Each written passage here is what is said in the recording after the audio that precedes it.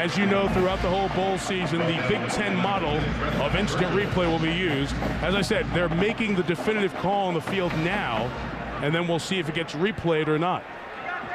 They're going to say it's down on the field, and we'll see if they take a peek at it via replay.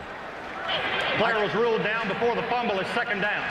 Mike, I think the ball came out, but it looked like Ross recovered the ball while he was down on the ground. Here. Ball's out. Yeah, the ball came out, but I think he recovered. And then after he was down, then the Michigan defender, I think, pulled it away from him, making it appear as if he had recovered for a fumble. That's why you need real specificity on the call on the field. Did you say he was down, or did you say they recovered? Nate Swift makes the catch, gets the first down, out to the 44-yard line. Gain of 9. So back to that play. Clearly it's a fumble. But what the officials have to talk about more. Ball's out, obviously. They have to talk about more often. Right there. What did you say? Did you say he was down by contact and the whistle blew, or did you say Nebraska recovered the fumble? And that was not, at least what I heard, clearly announced by Jim Jackson, the Sun Belt official working the game tonight. Surprised it wasn't worth at least a review. 1st and 10. Nebraska's moving the ball very well so far here tonight. Cornhuskers, 10 plays, 55 yards. Mike, he's got the soft corners again. I don't know if he wants to try to go after those corners. Here is Taylor. He'll swing it out to Ross. Caught a lot of passes this year. And Corey Ross, the I-back out of Denver, catches one for the 41st time. And he'll gain about 4 yards. Let's just frame the game for you here. Both teams are 7-4, Kirk. Nebraska in the second year of the Bill Callahan era. They are thrilled to be back in the postseason after missing last year. For Nebraska, why is this game important tonight? Well, for Nebraska, it's about building for the future in Bill Callahan's era. And this is an opportunity against a great traditional power in Michigan to take the next step forward and to help with recruiting and help with the process of building this program under Bill Callahan. 2nd and 6. Michigan should be called for an offside. But a big hit up the middle. Terrence Nunn. Touchdown, Nebraska!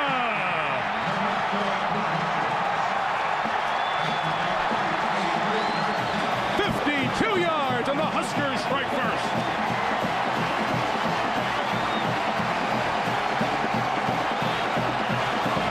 We've been talking here the first 2 possessions by Nebraska. What a great job that Zach Taylor has been doing here with the variety of formations. This time he catches Michigan in a blitz. Michigan gambled with Jim Herman trying to apply the pressure. Number 45 came right up the middle, Dave Harris. He got there a split second too late, and it gave Taylor just enough time to find his man Nunn for the touchdown. Jordan Congdon, second team all Big 12 kicker, bangs through the extra point for the 29th time this year. This is not your father or even your older brother's Nebraska. They are new, they are high-powered, and they are walking the ball down the field on the maize and blue. Nebraska strikes first, 7-0 in San Antonio.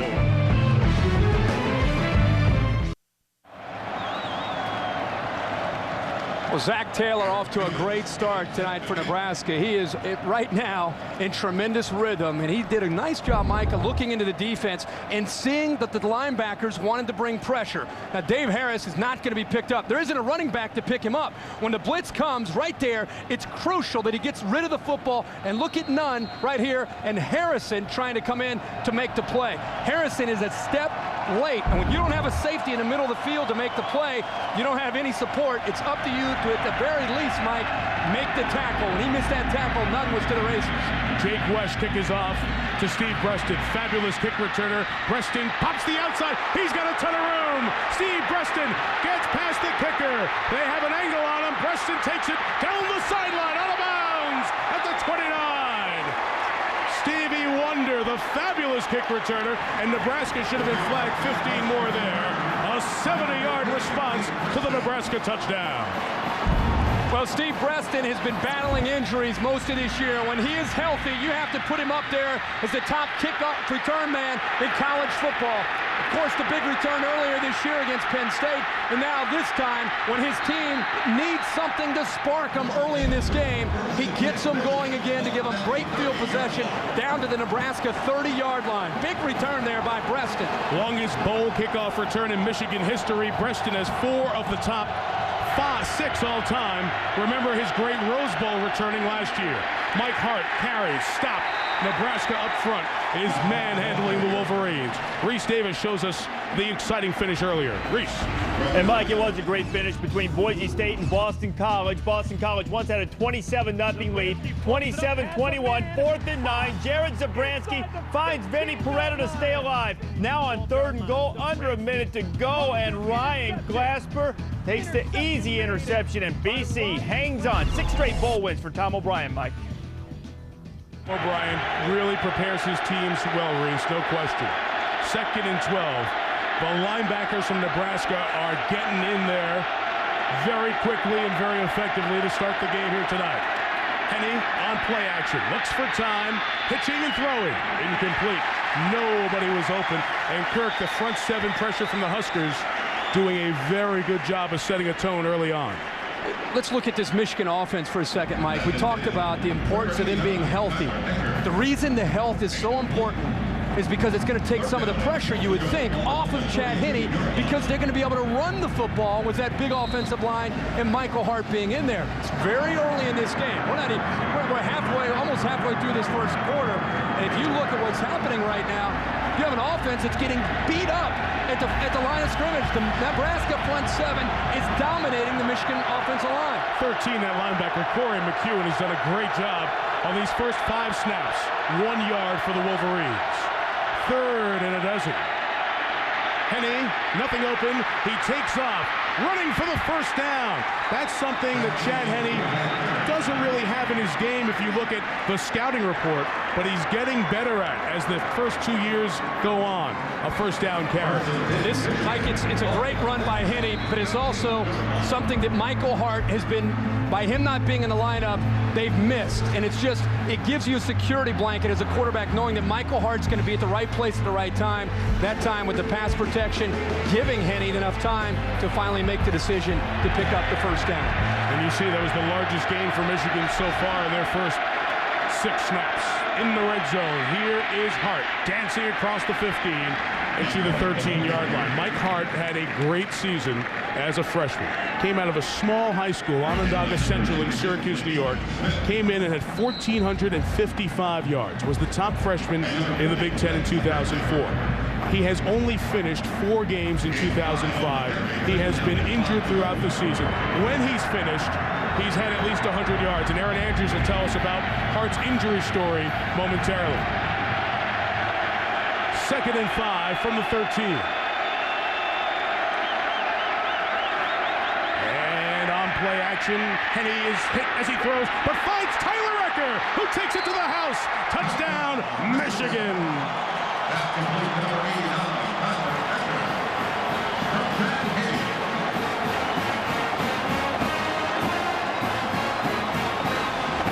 Absolute great call by Terry Malone, the offensive coordinator for Michigan.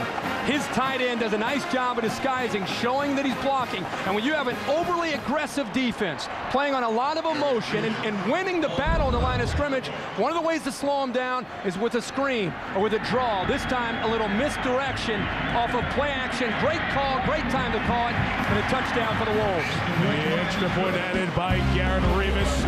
It started with the Steve Preston 70-yard kickoff return. Amazing blue-colored band bangs out hail to the victors. I think we're going to have a really good one here in San Antonio. The Wolverines respond, and we're all tied at 7.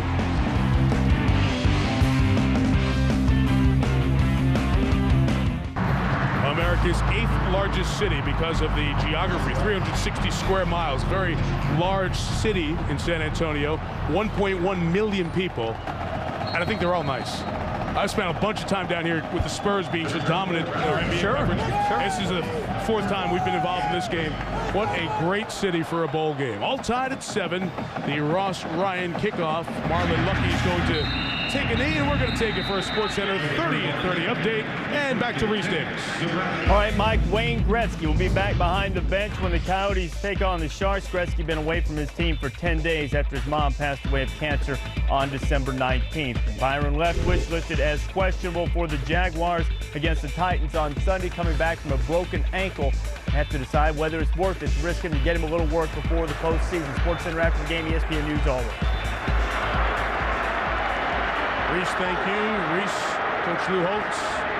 College Football Hall of Famer Mark May in the studio. Those guys working day and night throughout Capital One Bowl week. We'll hear from them at halftime. Nebraska drive starts at the 20, and here's Corey Ross.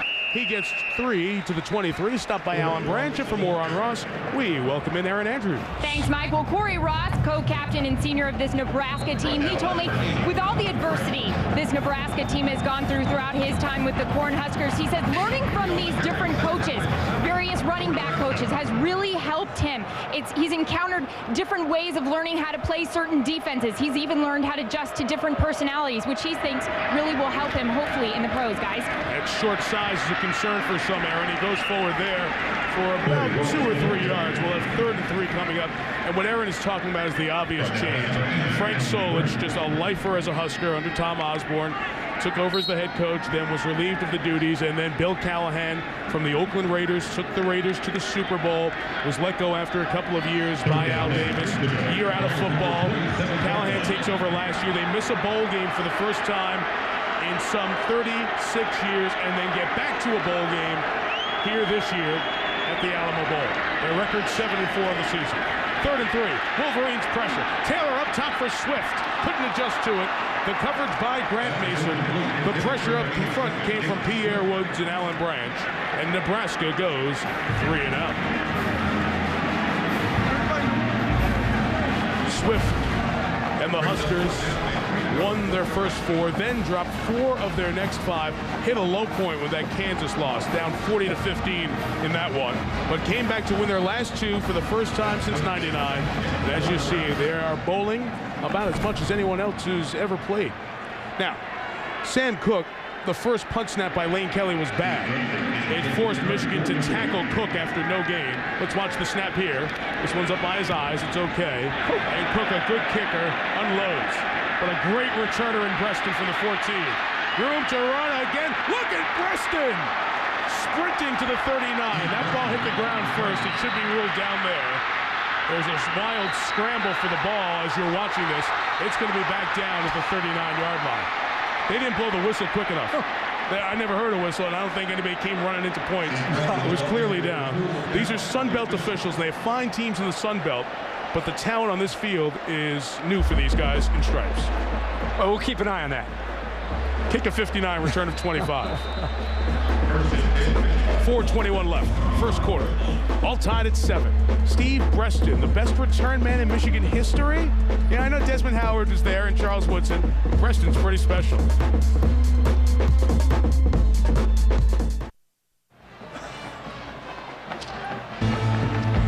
Great to be back with you at the 2005 MasterCard Alamo Bowl. $1.5 million the payout to these institutions and their conferences, along with the Holiday Bowl, coming up, Pacific Life Holiday Bowl, coming up tomorrow. You will have the 2 best pre-New Year's weekend games here on ESPN, with the Peach Bowl in there as well, the Chick-fil-A Peach Bowl from Atlanta right in that group as well. Terrific matchup, that one, with LSU and Miami. Henny's throw complete to Breaston. Stop on a dime. I think Steve Breaston likes bowl games. I think he likes being healthy. Yeah, that too. Yeah, that too. We haven't seen Steve Breaston healthy since probably the Rose Bowl last year when he had a great game against Texas. Boy, it's just nice addition. We talked about how important it is. So tough to judge this Michigan team off of this year because they've had to deal with Mike Hart being down, Steve Breaston being down for not being the kind of player that they had hoped he could be most of this year. The offensive line has had to battle through injuries. When they're healthy, they're a fun offense to watch. 2nd and 2. Hart is out. Kevin Grady is the back. He gets a first down right out to midfield. And Aaron has more on the bowl star for Michigan. Yeah, he really lives for these bowl games. How about this? We got to give our producer a little love. Kim Belton sitting next to Breaston's brother on the flight. Apparently, he got the whole family history. Steve Breaston has 4 brothers. One of his brothers ragged on him and said, hey, if Steve was a girl, my mom was going to name Stephanie. She had been waiting, guys, to name one of her kids Stephanie. So he ended up being Steve. Yeah, he's on the field there as Henny takes the snap and loses a yard. You know, those middle seats that you sometimes get when you travel can work out very effectively. Especially when you're sitting next to Kim's 6'7". You imagine, I don't know what size Preston's brother is. That's a tight fit, boys. That's a long flight for Kim. 2nd and 11 coming up as we get to 3 minutes here. This is a predominantly Nebraska crowd. Michigan getting in and out of the huddle, trying to change the tempo right now. Oh, and Henny lost the ball, and he got it back. That's the second straight snap. Second time in a row, and I don't know if it's because Michigan has sprinted out of the huddle. The last two huddles, they have sprinted and gone with a quick count, just trying to maybe change the tempo. And I think it's affected Henny a little bit because I think he's maybe trying to hurry so much that he's not getting his hands on the football and securing the ball, being able to be effective in running the play. Now Michigan's 3rd and long. Among the 19 surgeries and many injuries, so much change up front. Mark Beal, who started 3 games, the senior, has been in there throughout. Adam Krause has only been in briefly thus far tonight. 3rd and 15. Henny has some time. Not anymore. Engulfed for the sack by Cryer. Barry Cryer out of Marrero, Louisiana, comes up with his first full sack. He had a half sack in the last game against Colorado. Might give the secondary a lot of credit here for covering downfield, and on 3rd and long, it allows him to get pressure with just 4. They put 7 in coverage. He couldn't find anybody open, and the pocket just collapsed on him. Barry Cryer gets in there with great strength. Ross Ryan set to punt, not very deep, but pretty high. From the 19, no return room for Grigsby, and Courtney's brought down. Michigan will see Nebraska have a long field to travel. Cornhusker fans glad to be back at the Bowls. All tied at 7.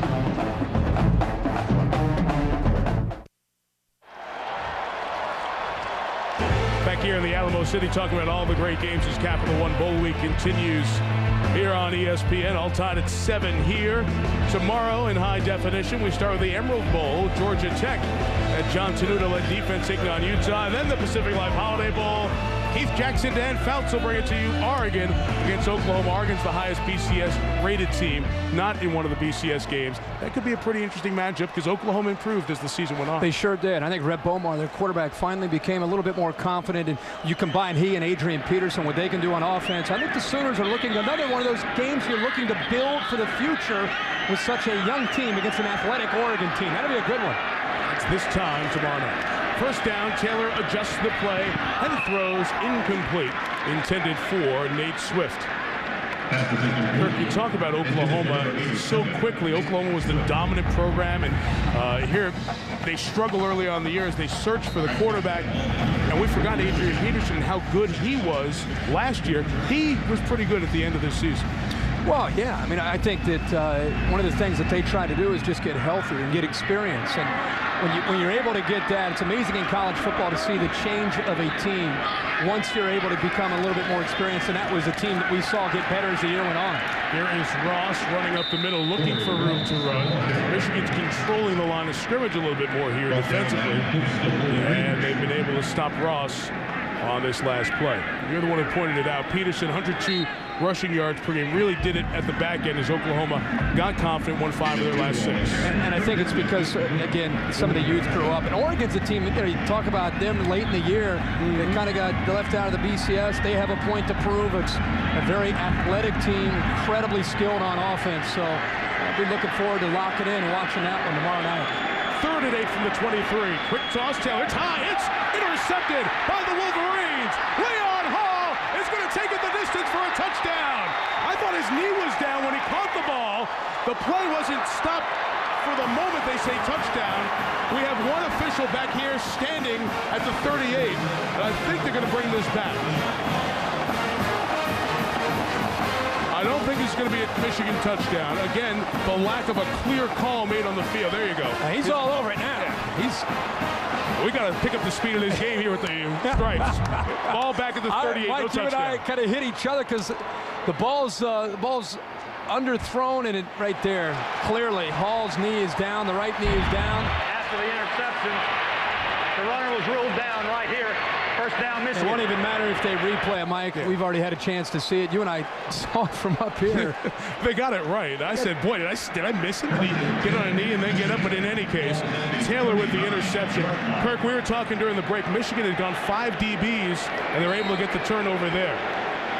Mike, I almost feel like early in this game, while the Boise State-Boston College game was going on, there's a tremendous amount of momentum built early for Nebraska, and from Chad Henne's scramble on, it's been a little bit of a different story emotionally. A reverse with Breaston. Has Henne out there to block, but he could never get there. Great job by Blake Tiedtke, the free safety, a former walk-on earned a scholarship this spring out of Cedar Rapids, Iowa. The senior stays home. Loss of 2. The quarter will come to an end. Loss of 2 on the carry. Second down and 1 to go. Mike, when you're a safety and you have a reverse and you're ahead of it that far, he saw that coming from the very beginning of the play, and it gave him an opportunity to sniff it out and be in position to slow down Breaston. He's one of those guys you don't want to give him much momentum because he can make you miss in the open field. Nice play there that time by Blake Tiedtke. Tiedtke's family is here. We got a chance to meet them. They enjoyed a burger out on the Riverwalk last night. End of the first quarter here in San Antonio. 2005 MasterCard Alamo Bowl. Yes, the hustle and bustle of the holidays might be done, but they've been having fun in the Alamo City. All tied at 7 after 1 quarter.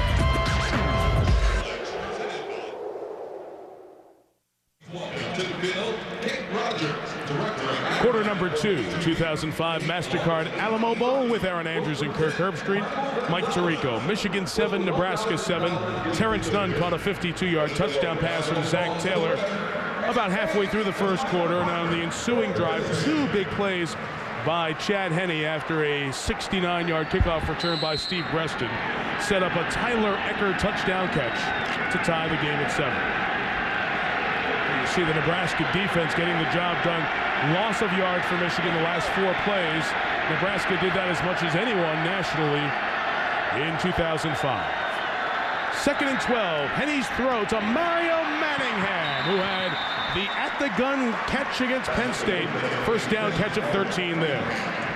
Mike, you touched on a couple of the key plays in this football game, and I think the turning point so far early in the game, Michigan here down 7, 3rd and 10. Chad Henne picks up the first down, and the very next play buys enough time, sells it, and hits Eckler on a delay for a touchdown to tie the game. Those 2 plays changed not only the score, but the momentum of the game and swung it in favor of the Maize and Blue. Mike Hart with the carry. He gets about 2 yards. And Kirk, I didn't see it live on the play that Henne scrambled, but I just saw it in that replay. Mike Hart with that great blitz pickup that you brought up.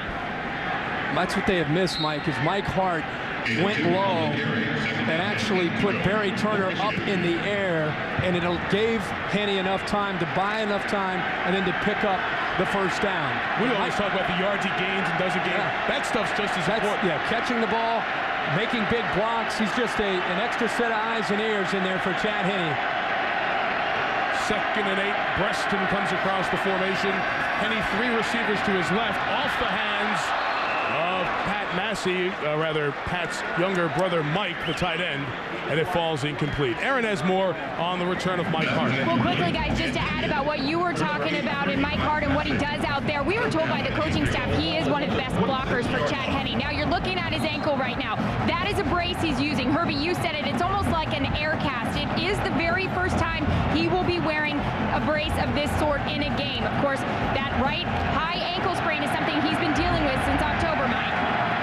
So, Aaron, it almost looks like he's got some of the Michigan basketball shoes on. It's a flat shoe, almost looks like a low-top basketball shoe, and only player out on the field for Michigan wearing those shoes. Here is Henne, 3rd down, throwing for Jason Avant in the end zone. He was interfered with, and the flag comes down. Zach Bowman, the corner, hit Avant as he was trying to come back for the ball, and that's actually a smart play, because if he didn't do it, it would have been 6. Well, Bowman got beat, and his only way to come back, tough to see from that angle, but his only way to get back into the play was to crank up enough momentum to actually get into the way of Jason Avant. And I'll tell you, Mike, that is a call that could go either way, but when you turn your back and you're in a full sprint to catch up to the receiver, the action of your body sells it like it's pass interference, but could have gone either way there, kind of a gray area, but his body language sold it as pass interference. There's not face guarding in college football. There is in the NFL, but once he extends those arms and pushes him out as he comes back to the ball. And I think it's a smart penalty because if you don't do it, it's not going to catch a touchdown. It's a 15-yard flag, and Michigan is 1st and 10 and 13. Mark it down as another 3rd and long in Nebraska territory that the Wolverines were able to capitalize on. Henny to Kevin Grady across the 10, and he pile drives in there toward the 8-yard line. Kevin Grady is the all-time leading high school rusher in the state of Michigan. He didn't play against the best competition, but pretty good competition as he played for Grand Rapids East High School. He had 8,431 yards. It's so ridiculous, it's hard to even imagine. He had 151 touchdowns in his career and scored over 900 points. True freshman, played a lot this year because of the injuries to Hart. Here he is again. He's that big back, more in the Chris Perry type mode. Hart gave them a smaller, quicker back over the last year or so. 2 minutes in, second quarter, all tied, 7 apiece between Michigan and Nebraska. Michigan unable to get a ground game cranking yet. Really, Michigan's biggest yards have come in the return game with Steve Greston. Nebraska made the early impact, and this drive is off of a Nebraska turnover, an interception thrown by Zach Taylor. They can get a first down at the 3.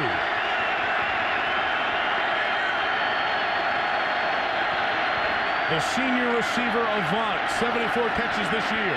He was the motion man. Henny throws, almost intercepted, threw it high. Intended for Ecker. That's Tiedtke. 2 nice plays early on in this game. We'll have a Michigan field goal attempt likely coming up from Garrett Rivas. I guess it's going to be a fun battle tonight to watch in the trenches between Nebraska's big, strong front 4 and Michigan's offensive line, because as much as we're giving Michigan credit for being healthy and how strong their line is, Bill Callahan's troops are strong, they're physical, and I think they have a point to prove that they can handle that size and strength of Michigan's front offensive line.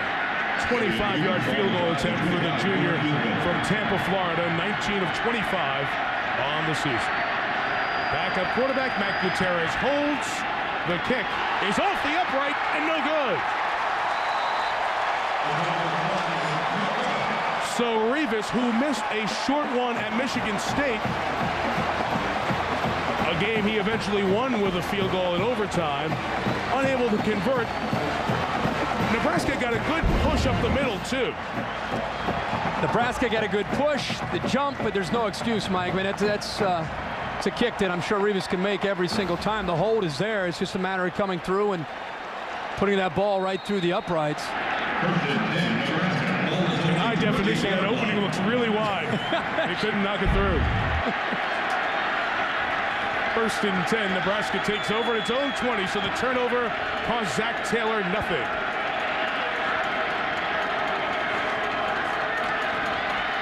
He throws, that is intercepted again by Leon Hall again. So these extra defensive backs, Michigan's giving Taylor a tough look.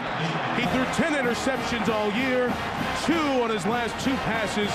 Hall has 9 career INTs. Mike, this offense, this West Coast offense of Bill Callahan's demands that the quarterback and the receiver be in sync and be on the same page. And timing, how often do you hear that? The timing between the quarterback and the receiver, a great jam there. That was the important thing, and the thing that allowed Hall to make the pick, his second of the game, is he jammed on right at the end of the route and allowed him to jump and make the play. And just by bumping him, it got him off track just enough. And by the time the quarterback, Zach Taylor, realized that, the ball was already in the air.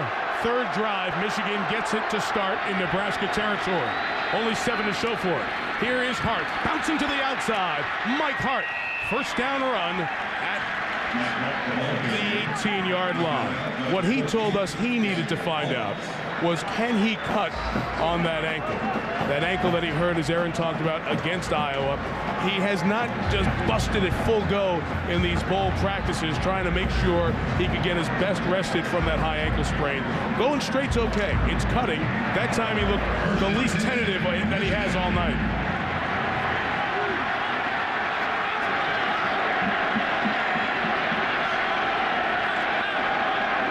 Play clock has not been started. They were moving the chain still, and now we're going 1st and 10 at the 18. Toss, Hart. It's 3, just shy of the 15. We'll have 2nd and about 7 coming up. Well, it's Capital One Bowl week rolls on. Here is the action for Friday. We will start it with the Independence Bowl. South Carolina and Steve Spurrier taking on Missouri out of the Big 12. And a terrific matchup in the Chick-fil-A Peach Bowl in Atlanta. The Canes against LSU. It's 7 Eastern, Capital One Bowl week, Friday doubleheader on ESPN, available in high definition.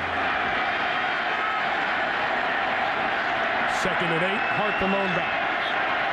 3 receivers for Henny, who throws to the end zone. Touchdown! Michigan, Mike Massey for the 2nd time this year.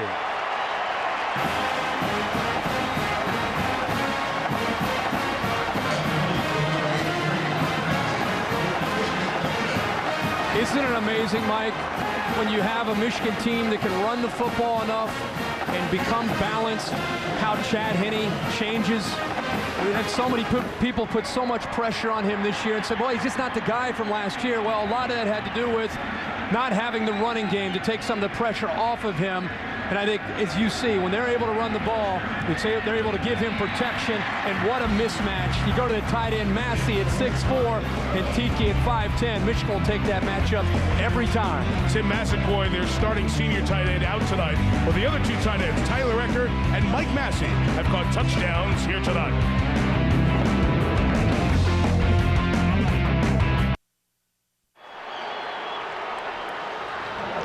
Well, Jim Jr. at Ohio State, brother Pat, a senior defensive end, captain on the Wolverines. Mike Massey, college football weekends have been special in the Massey family throughout. Michigan takes advantage of the good field position and the turnovers to go up 14-7. Great field position, Michigan able to capitalize, Mike, but I tell you, good-looking tight ends on this Michigan roster. Massaquoi, maybe one of the prettiest tight ends in all of college football. He's out. And Ecker and Massey have stepped up nicely tonight. Ross Ryan does the inexcusable, kicks it out of bounds, so Nebraska will take over at its own 35-yard line.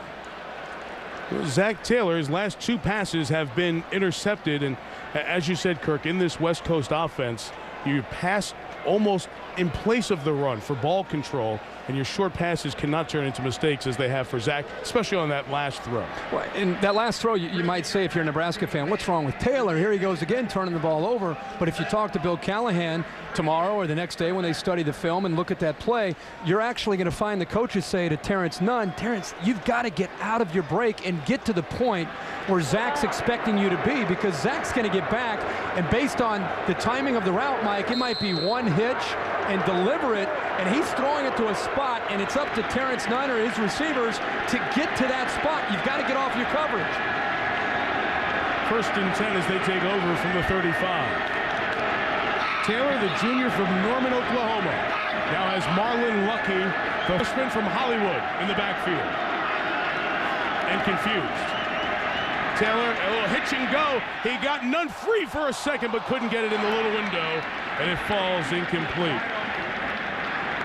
Grant Mason had the corner coverage, but Willis Barringer, the safety, was hustling over after the hitch. Well, he called this. He wants to try to pick on a soft corner. Engelman, the safety, gets right in the way, but it's okay because the out and up is called.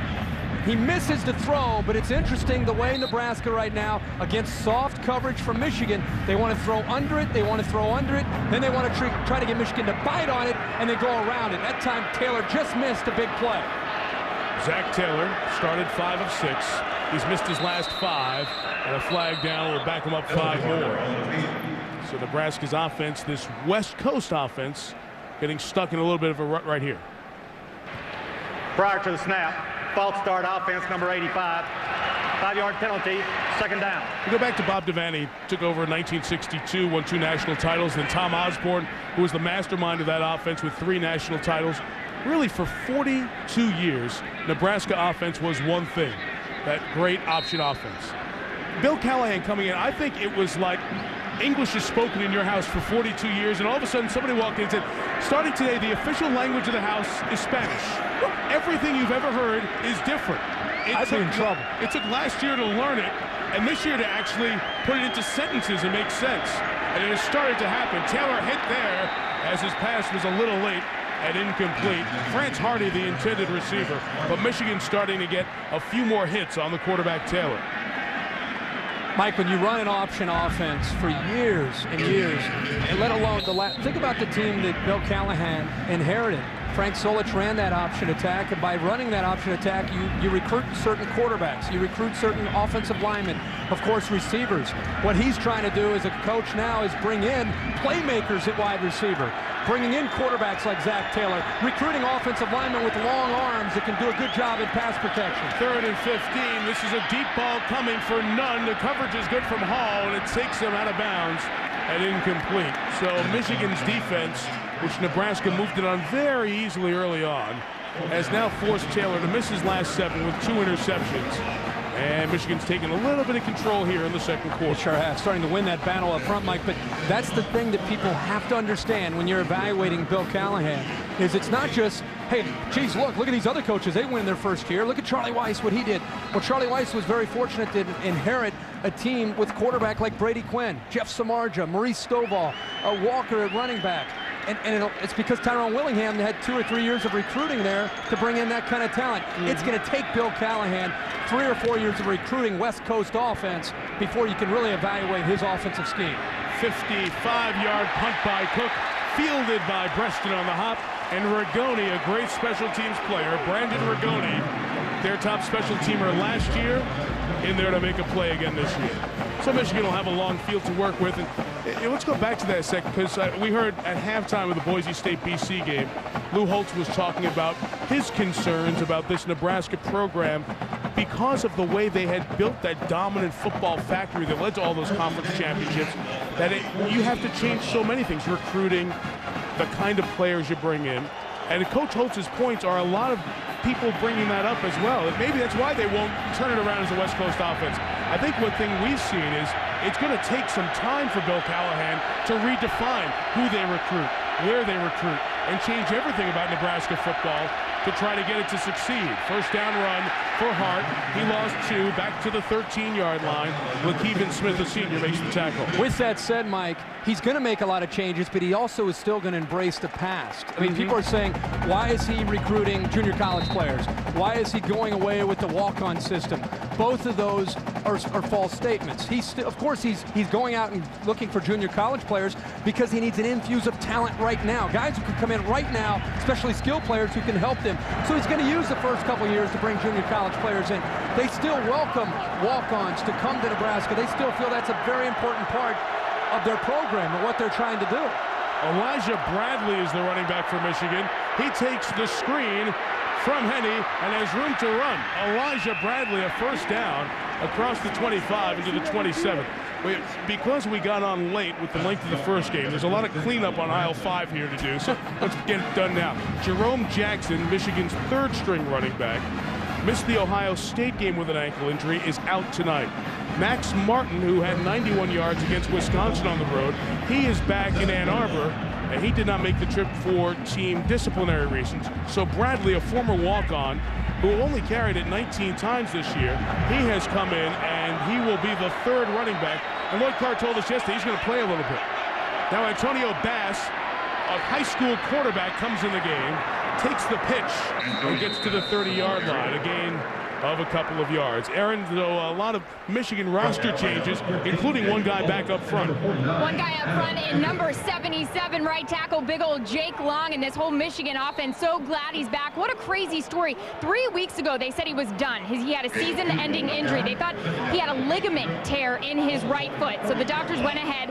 He underwent surgery. He woke up from being under, and they said, it's just an old injury. You won't further that injury if you go out and play. Big old Jake Long back out there, and everybody's happy to see him. And he's the best offensive lineman, along with the left tackle, Adam Stenovich, for the Wolverines. 2nd and 8, play action, deep drop. And he's so good at stepping up. Throwing for Preston, incomplete. Terrific coverage at Tietke for the 3rd time tonight. He was aiding Courtney Grigsby, the sophomore safety. Boy, Tietke all over the field right now. He and McEwen seem to be making every play. Mike, that time Grigsby was beat. Manningham got by him. And once he got by him, look at this. It looks like it's a big play. And out of nowhere, Tietke comes over to knock the ball away. Very fortunate, the safety in the middle of the field, reading the eyes of Chad Henne, getting over there to bat that ball away. Now another 3rd down for the Wolverines. My apologies. I see that great helmet running that fast. I thought it was Preston. It was Manningham busting it that way. And he's going to take a timeout here. Play clock running down. And not enough time to go read the defense. 5.5 gone by. 2nd quarter. Michigan, Nebraska. Just sounds like a great game. So far, it's been pretty darn good.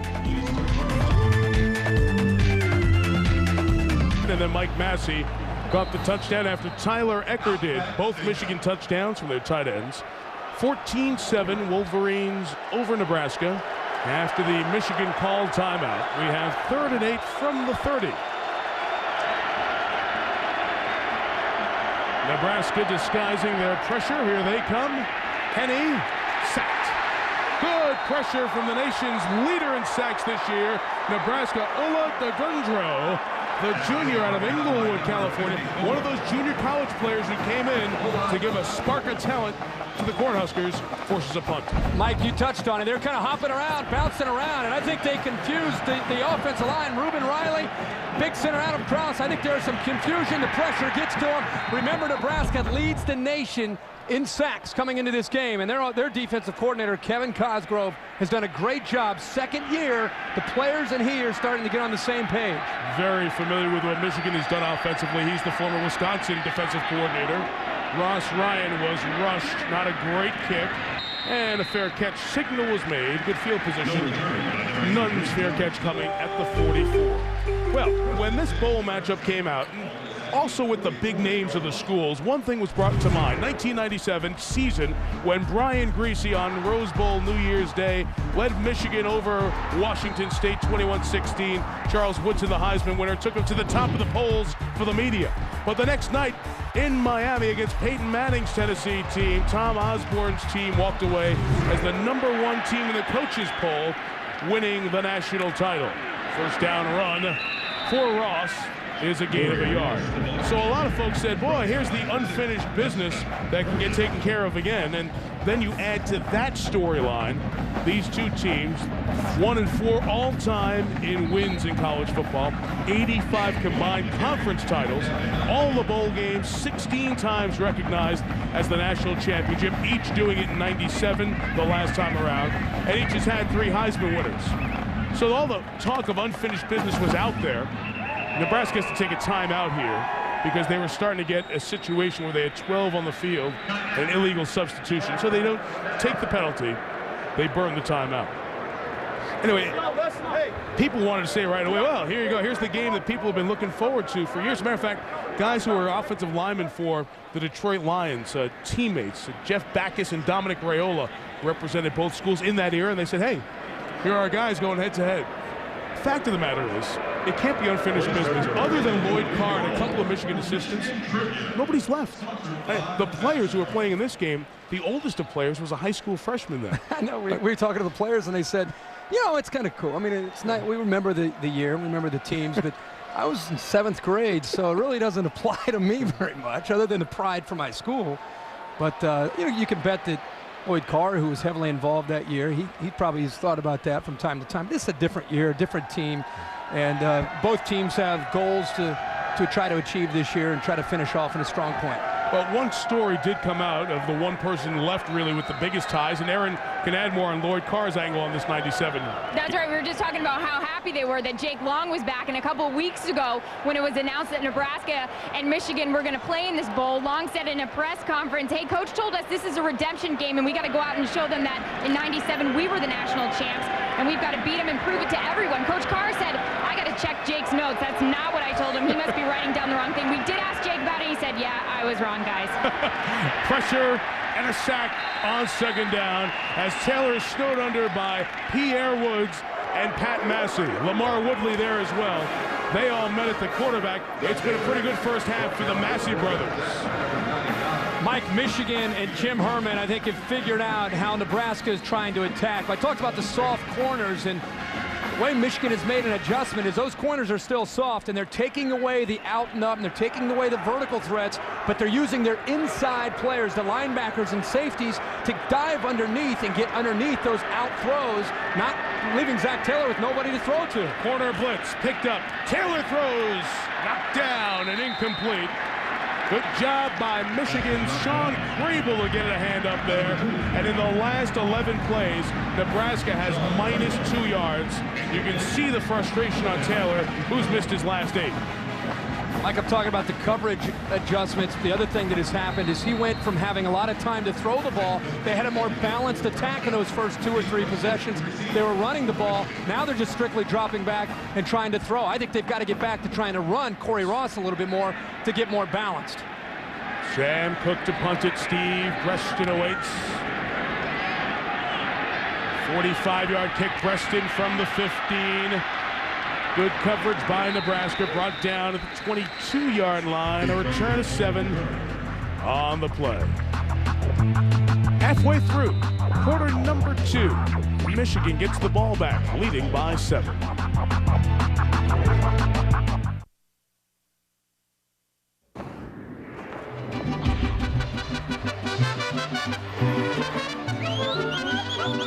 Part of the fiesta that is Capital One Bowl Week, the MasterCard Alamo Bowl. I love the Riverwalk. It's a great area. Gosh. One of the reasons this is an awesome bowl destination, no rental cars. You get to your hotel, you can walk to the Dome, you can walk to all the establishments down the Riverwalk. The teams get to interact. What a great setting this is here in San Antonio. Great food. Oh, Big. Great food. If you get a chance to come down here, we're still looking for our first bad food stop of the year. I just want to say, if you follow the Michigan playbook 101, Michigan 101, they're due for a hitch and go, something vertical, because it's been a few series since they've attempted that. First and 10 from the 23. Henny underneath Jason Avant. Room is cleared for the senior from Ohio. Gain of about 6. Just shy of the 30. Adamikis made the tackle. Adamikis, the tackle man from Page, Nebraska. Town of 157. And they have one place in there, the country corner, where everybody gathers to watch Nebraska football. So we say hello to them tonight as their 2-time first-team academic Big 12 linebacker made the tackle. Mike, you know this as well as anybody. Michigan likes to lull you to sleep with some running, some short passing, and then next thing you know, they'll take their shot deep. Brady stumbling forward for a first down. Kevin took it out to the 37-yard line. These Nebraska linebackers have been impressive tonight. You know, I mean, it was a big concern coming in. They've had some injuries, and watching these guys run around and make some plays, it's been a very important thing. You look at this. I mean, you're looking at 3 players that would be on the field contributing and starting. Absolutely. And these are great.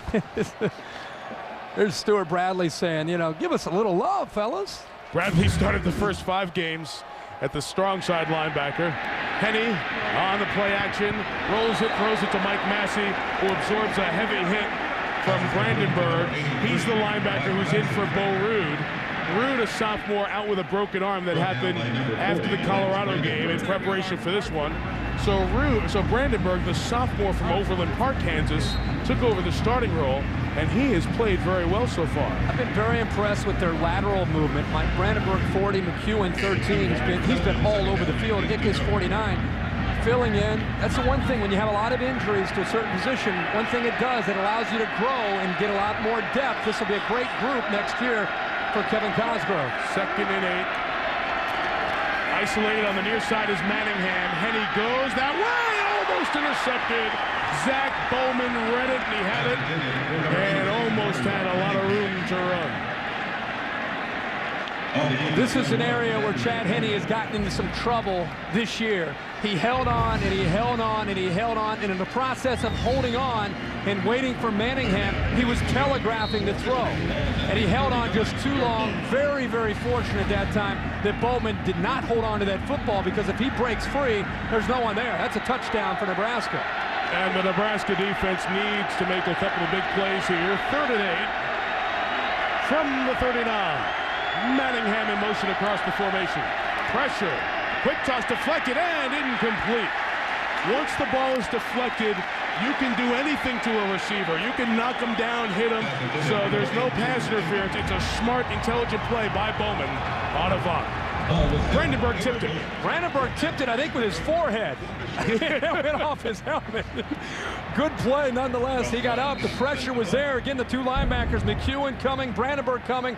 The ball goes off the forehead of Brandenburg, and good decision, Mike. You're right. Bowman knew that the ball was tipped, and he went into attack mode. Nebraska walked in some pressure, so Charles Stewart, the gunner, comes down for Michigan. Nebraska coming after Ross Ryan here. And they back out of it and call it off.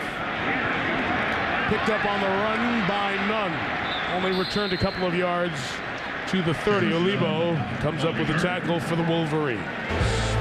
Well, Capital One Bowl Week continues tomorrow. Georgia Tech takes on Utah in the Emerald Bowl, and then the Pacific Life Holiday Bowl, as Oregon, the highest ranked team in the Bowl Championship Series standings, not in a BCS game, takes on Oklahoma. Always a great scene and usually a great game in San Diego. Keith Jackson, Dan Fouts, and Todd Harris will be there. It'll be great to hear those guys tomorrow night on ESPN, the second game of our doubleheader. This is when it starts to get fun to watch the conferences and how they stack up against the better teams from each conference. Zach Taylor takes over from his own 29 to Corey Ross, the senior I-back, 6 to the 35. Grant Mason takes him out of bounds. Sports Center 30-30. Again, here's Reese Davis.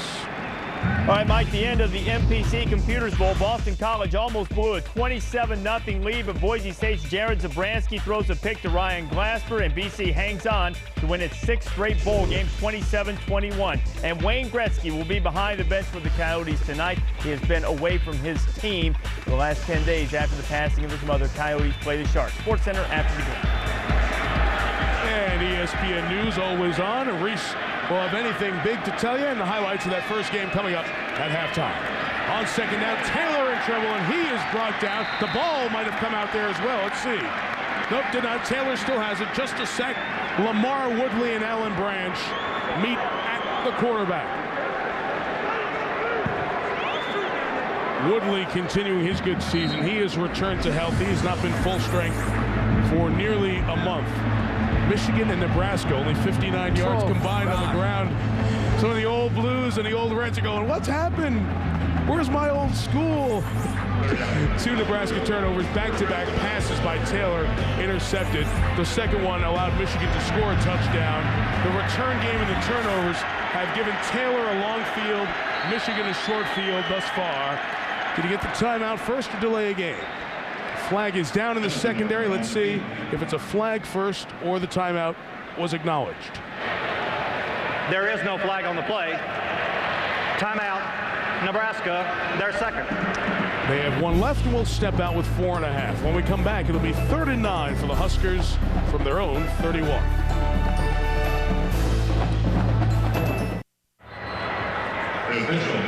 Nebraska's had 3 and outs or interceptions their last 5 drives. They have 3rd and long here, Kirk. Mike, let's keep an eye on Nebraska's offensive line. This has been an Achilles heel for most of the year. They've allowed 33 sacks this year. That's 1 every 12 pass attempts. And that's what's gotten Taylor into trouble this year, as he's a lot of times hasn't had time. Here comes Michigan again. They back out this time. Taylor buys some time, fires down the middle for none. First down at the 44-yard line. Part of the reason Michigan couldn't get there, they ran a stunt. 2 Wolverines ran into each other. Taylor stepped up, bought some time. Big gain for first down. Mike, you're right. They ran it. 2 players ran into each other. Crable, one of them. But I'm just surprised on 3rd down with an offensive line that has a reputation of caving in that they decided to back up. And I understand mixing up looks, but you got an offense right now on their heels. Keep attacking. Ross next to Taylor. the marker down for Penalty marker movement. on the field. How many times did Nebraska run the ball today?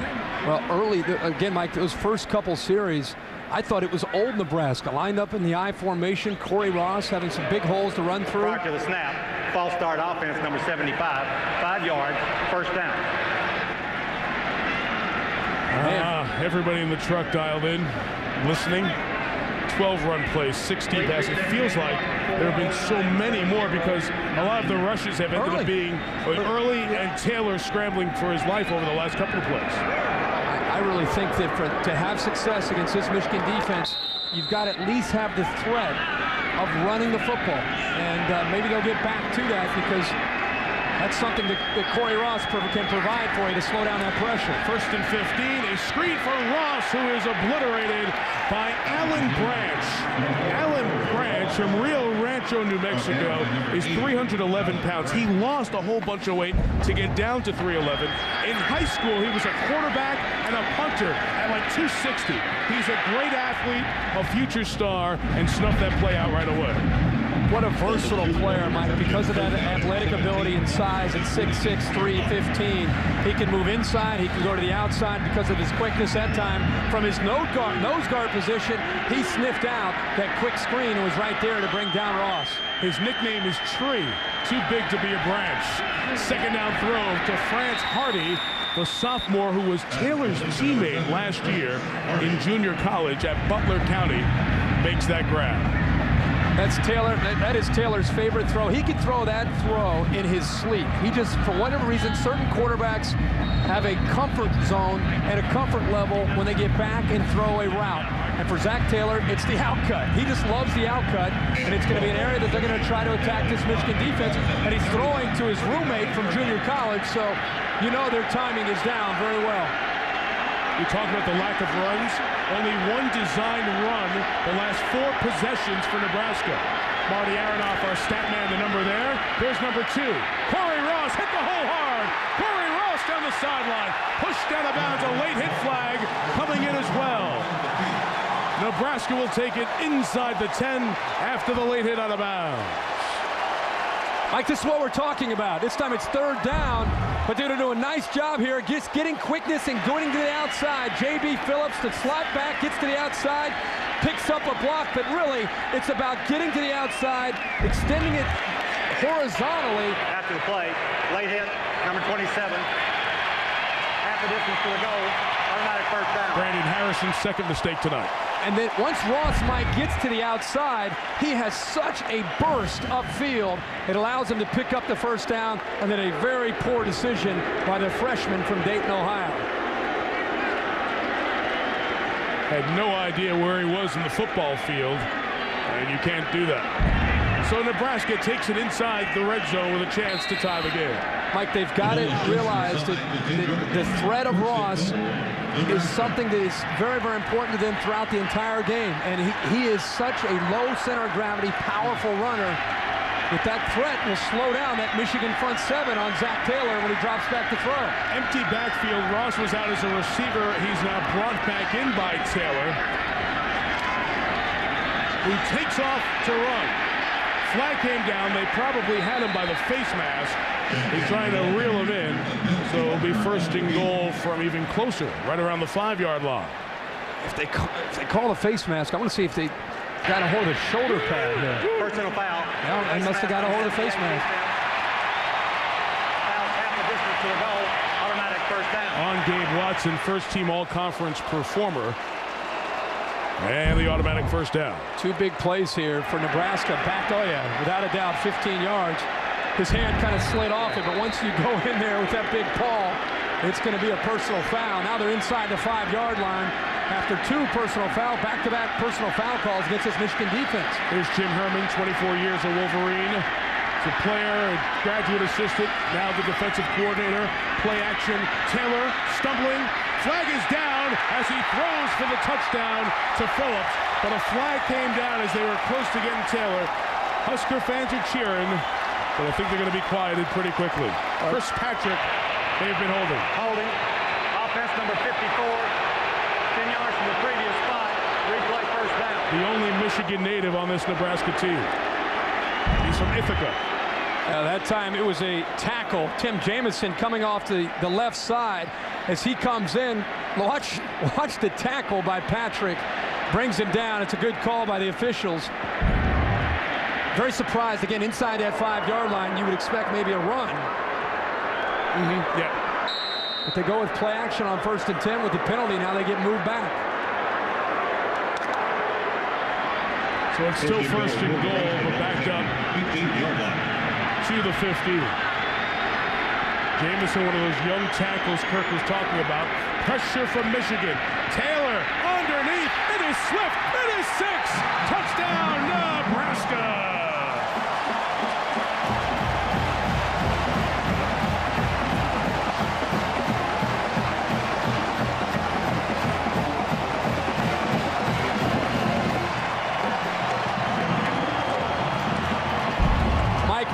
Michigan here caught in a blitz. They're 2 middle linebackers right up the middle. Look at the void right over the middle. Swift is able to get away from the safety, Jamar Adams, into the open space and into the end zone. Great recognition that time by Zach Taylor, finding the weakness of that Michigan defense after the 2 inside linebackers blitz. There was a big void right in the middle for the touchdown. Jordan Congdon adds the extra point. Well, Brenton Gary had a good game last night in this time slot on ESPN. Rutgers, Arizona State was a good one. This one equaling the excitement of that one. All tied at 14. Here's a look at the scoring drive presented by Drive Insurance from Progressive. Longest scoring drive of the night for the Huskers. In terms of time and plays, the first one was a quick strike of 73 yards in 4 plays.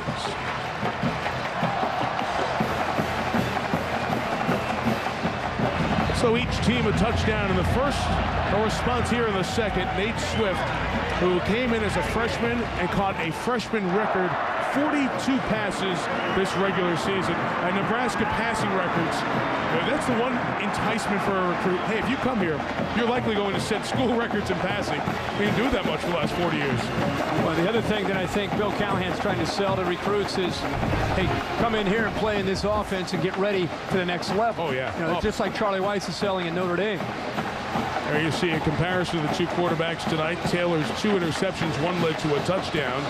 Penny was lit up early, but has come back to steady his play in the second quarter. For Zach Taylor, he had missed 8 throws in a row with 2 interceptions. It didn't look like anything was going right. And give him credit and give this offense credit. He was 5 for 5 for 56 yards on that drive after really struggling as an offense, and him in particular. He was 3 for 3 on the opening touchdown drive. After they scored the last time, Preston on a 69-yard kickoff return. Hits the hole hard here, but runs into traffic and is brought down at the 27-yard line by Jeff Souter, a linebacker. Reese Davis, what do you have on the table for halftime? All right, Mike, on the Dodge halftime report. Lou and Mark alongside, as always, had a fantastic finish in Boise. We'll let you feel the Vince vibe, and the Coyotes have their coach, the great one, back. We all marvel at the running ability of Texas quarterback Vince Young, but I'll bet you'd be shocked at how many rushing touchdowns Matt Leonard has. And at halftime, I explained how it isn't real difficult to blow a 27-0 lead in a bowl game. I've done it. Does that make it easier or harder? No, I've done it, though. See you, Mike. All right, guys, we'll see you at halftime. 1st and 10 for the Maize and Blue. They take over from their own 28. The sophomore Henny didn't like the first 2 things he saw. Brought down, and it'll be a sack again. Lakeven Smith, the senior, who tore his ACL, ligament in his knee as a freshman, has come back to be a 3-year starter, played his best football this season, loss of 2. Great coverage again by Nebraska, Mike. It's the 2nd time we've seen a coverage sack against Chad Henne. Michigan, hurry up, no huddle. Usually very good in this. Henne, room to run. Heading for the first down marker and getting there at the 40-yard line.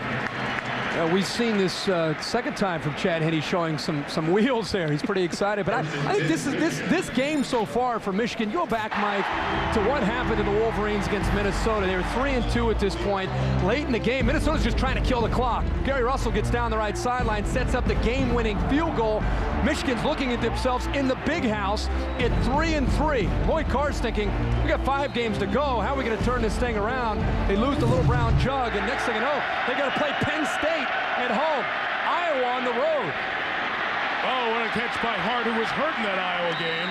Comes out for 8 yards to the 48-yard line. Minute 55 turning clock.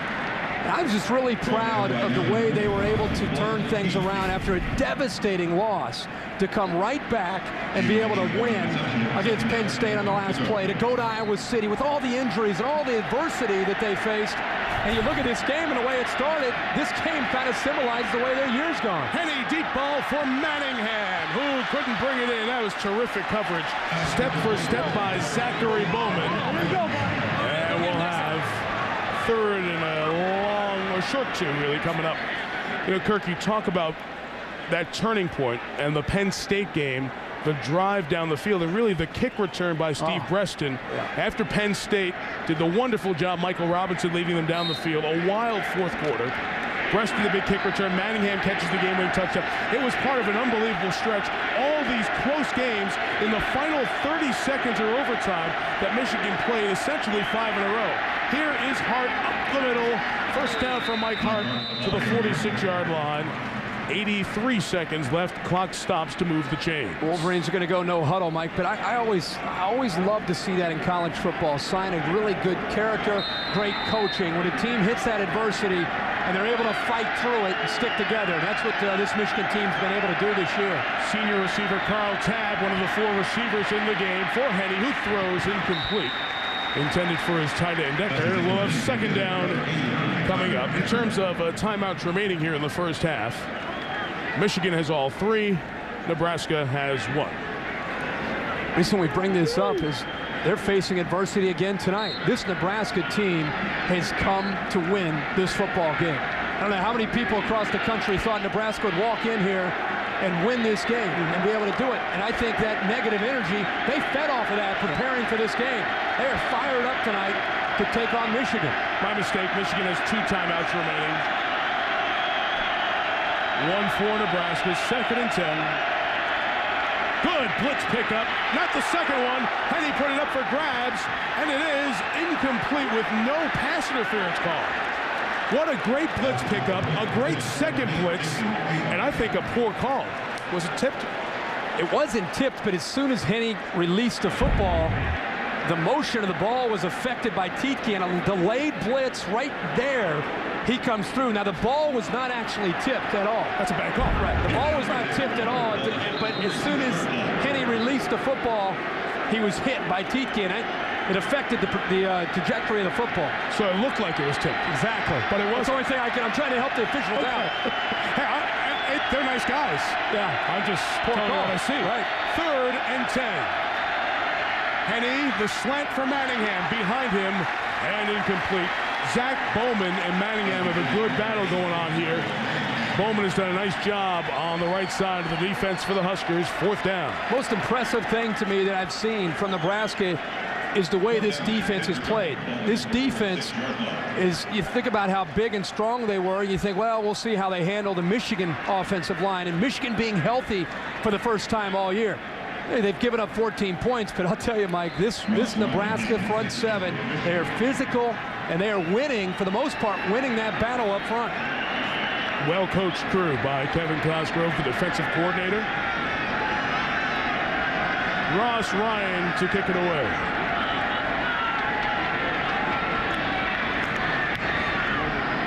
Very high, not as deep as he would have hoped. Fair catch. A Nebraska player ran into a Nebraska player, so the ball wasn't touched. It is Nebraska ball, but Michigan downs it inside the 10-yard line.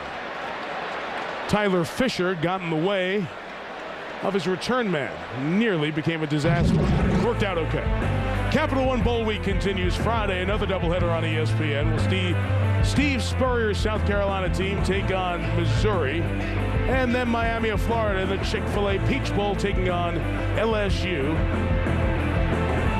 Not the very best way for a new quarterback to be welcomed in against that Miami Hurricane defense. Tough way. Tough way to break in for Matt Flynn. The injury to Jamarcus Russell. Well, this play is going to be reviewed. I don't know if they are reviewing if the ball was touched by a Nebraska player. They want to review where the ball was touched. The ball didn't appear to hit a Nebraska player. It really didn't appear to come close to a Nebraska player. The only thing you can imagine is got to be reviewing the spot of the football. And they are checking for where Michigan touched it. So instead of the 9-yard line, I believe it's going to be at about, let's see, the 14 or 15 when that first touch happens. So it'll add 5 for Nebraska, and we head to the final minute. Mike, whether it's tonight, we've touched on this, and I'll continue to talk about this throughout the bowl season before you get to the BCS games, whether it's tonight, whether it's the Holiday Bowl, whether it's the Chick-fil-A Peach Bowl, no matter which game it is, you cannot realize, unless you're a player, a coach, or you're on site to see these teams prepare for these games, how important and how much is on the line. It's not about the BCS. It's not about the national championship. It's about the pride, and it's about building for the future and building momentum for next season. But on the 14-yard line, it's first down. All right, so Nebraska will take over there. Yeah, we talk about a playoff very often, and once you're in the bowl system, you understand its value to programs and players. It's funny, Lloyd Carr said after the bowl bids came out that he actually has changed his mind and he's in favor of a playoff. It struck me like the day that we heard that McDonald's was going to open in Moscow. I was like, it can't be right. That doesn't. This man thinks there's going to be a playoff in college football or would like to see one. Run with Corey Ross. Going to try to run the clock out here. He gets no gain.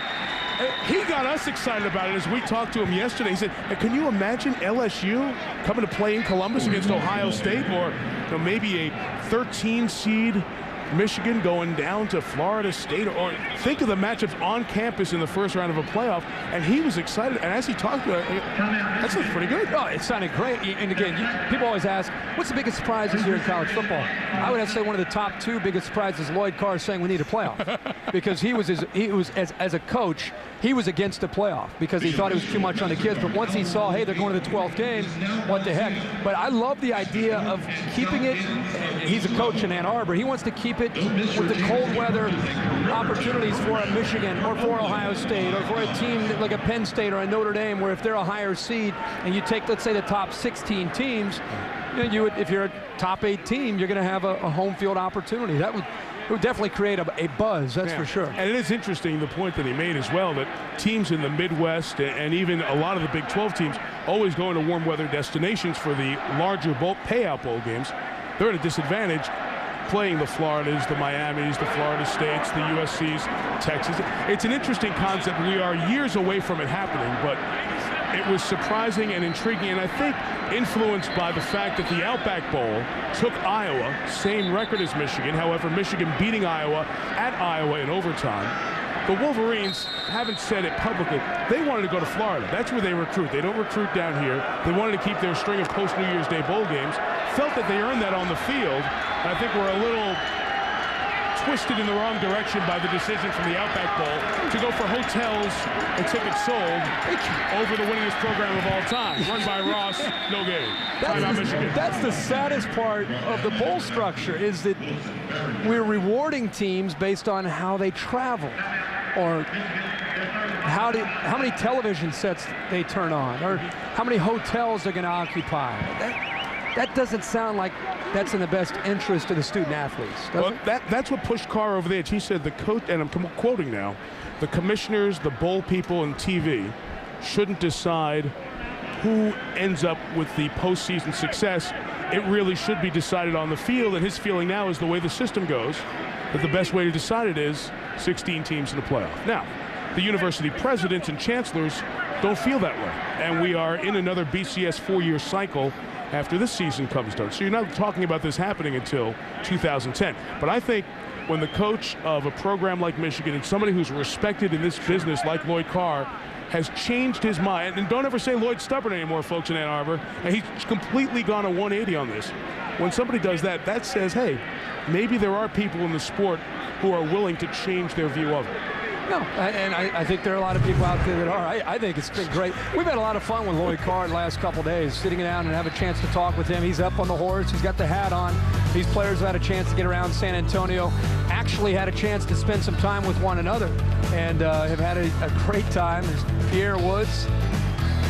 Michigan players showing some bravery there. Well, they saw the Longhorns in the bowl last year, the Rose Bowl.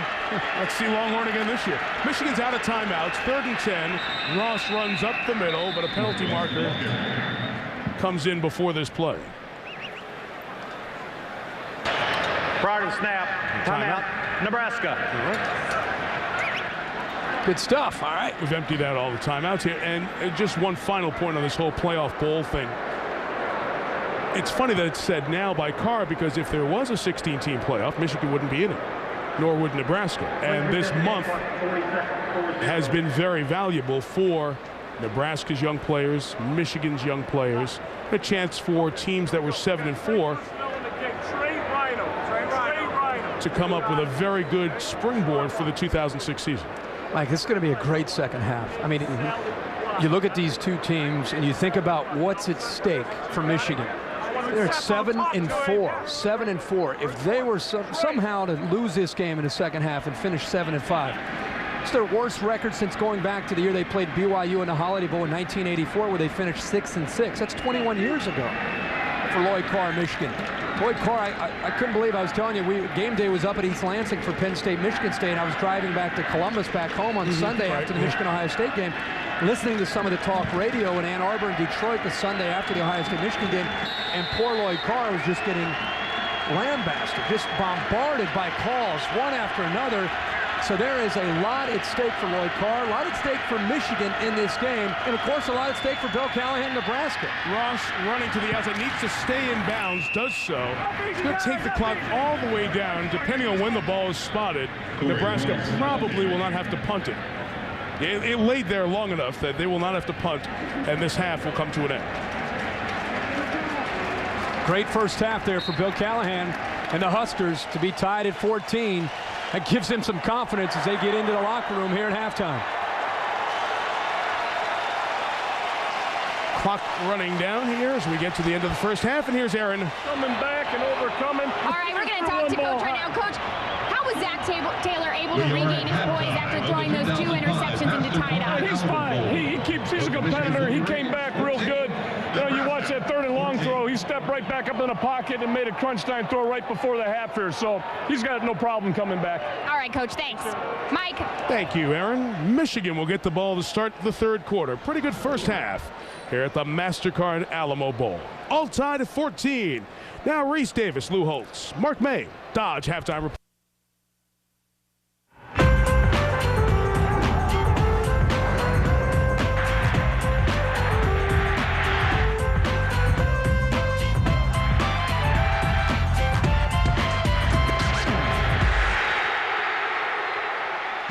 San Antonio, the latest stop on our tour around America. Capital One Bowl Week, the 13th playing of the MasterCard Alamo Bowl. Second half set to begin.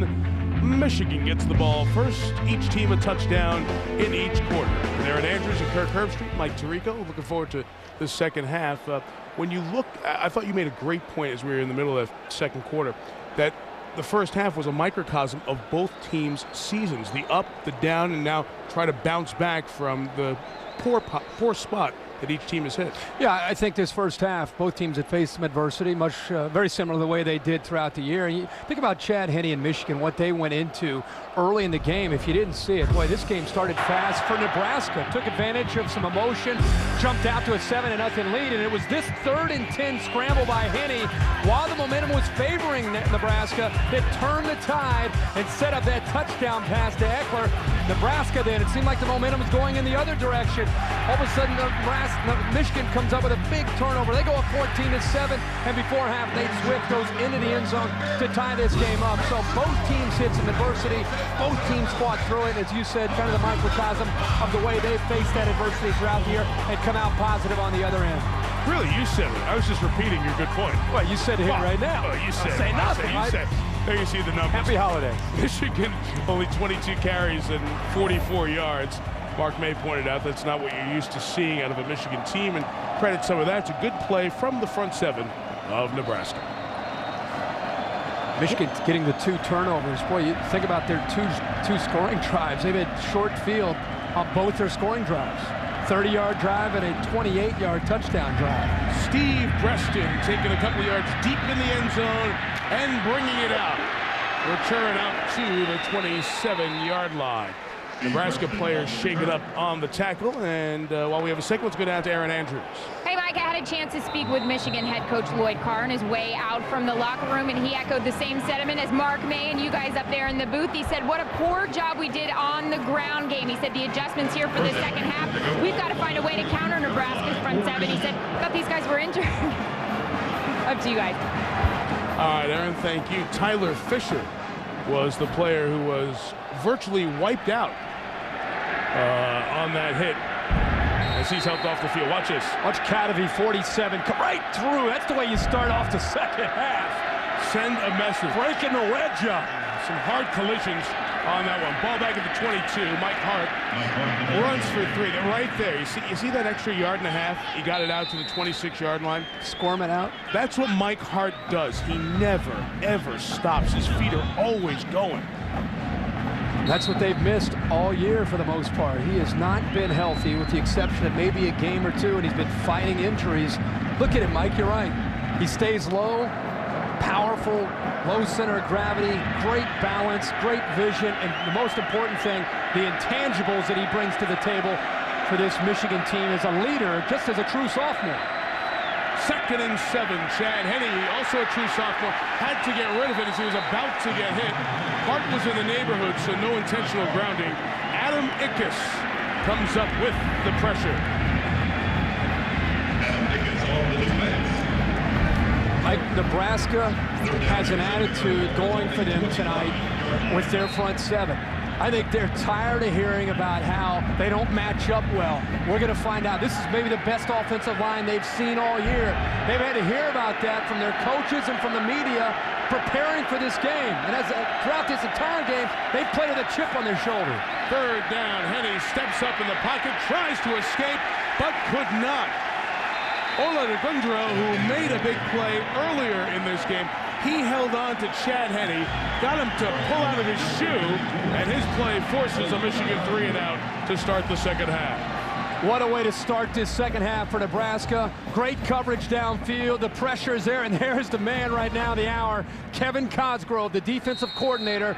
Spent 12 seasons in the Big Ten, did a great job, and now all of a sudden has a chance to be in Nebraska, and this is an opportunity for him and his defense, facing Michigan. Courtney Grigsby awaits the Ross Ryan punt.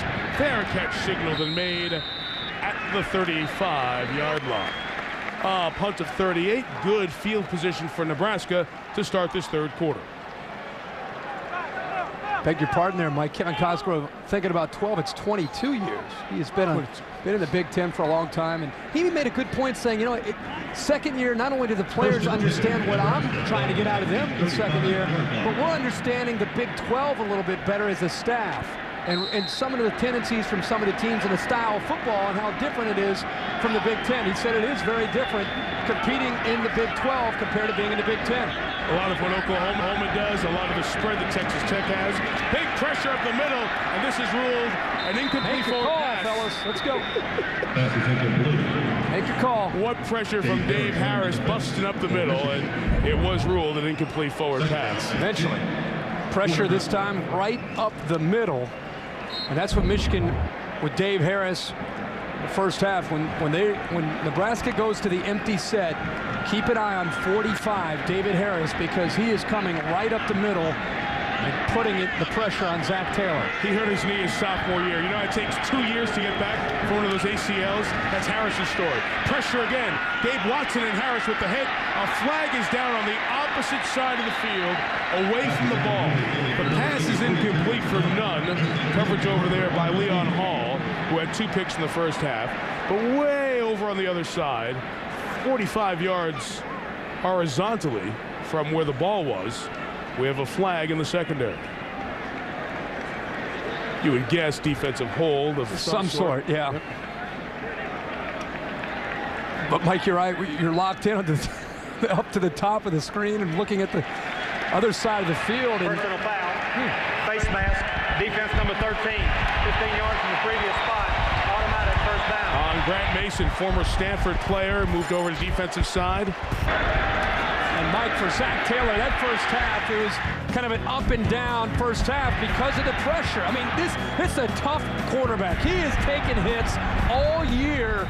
33 sacks, numerous knockdowns. And I said to him yesterday, I said, how many times have you just gone off in the huddle with that offensive line? He said, I can't do that.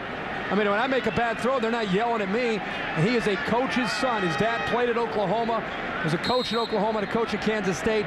Coach's son mentality. He's doing nothing but patting that young offensive line in the back and trying to motivate them. We'll see if he can motivate him here in the second half to give him a little bit more time. Midfield, 1st and 10. Here is Taylor. Pressure. Michigan's getting a great pass rush here in this third quarter. Lamar Woodley, the pressure there. Time for a SportsCenter 30 at 30. Let's see if anything's changed. Here's Reese Davis. All right, Mike. Brett Favre's had a tough year. Very reflective at a news conference today. And while non-committal about his future, he did say it's possible he didn't fit into the Packers' plans anymore. No one has the heart to tell him. Much more on this story coming up at SportsCenter after the game. And Byron Leftwich back at practice with the Jaguars, questionable for Sunday's game against the Titans. SportsCenter after the game, ESPN News all the time. Thank you, Reese. 2nd down and 10 for Nebraska. Back to the run. And Corey Ross breaking free. Corey Ross tripped up at the 25, a gain of 25. Brandon Harrison saved a touchdown for Michigan. Mike, opportunity here with a counter, but watch the missed tackle right there. Missed tackle by Michigan's secondary.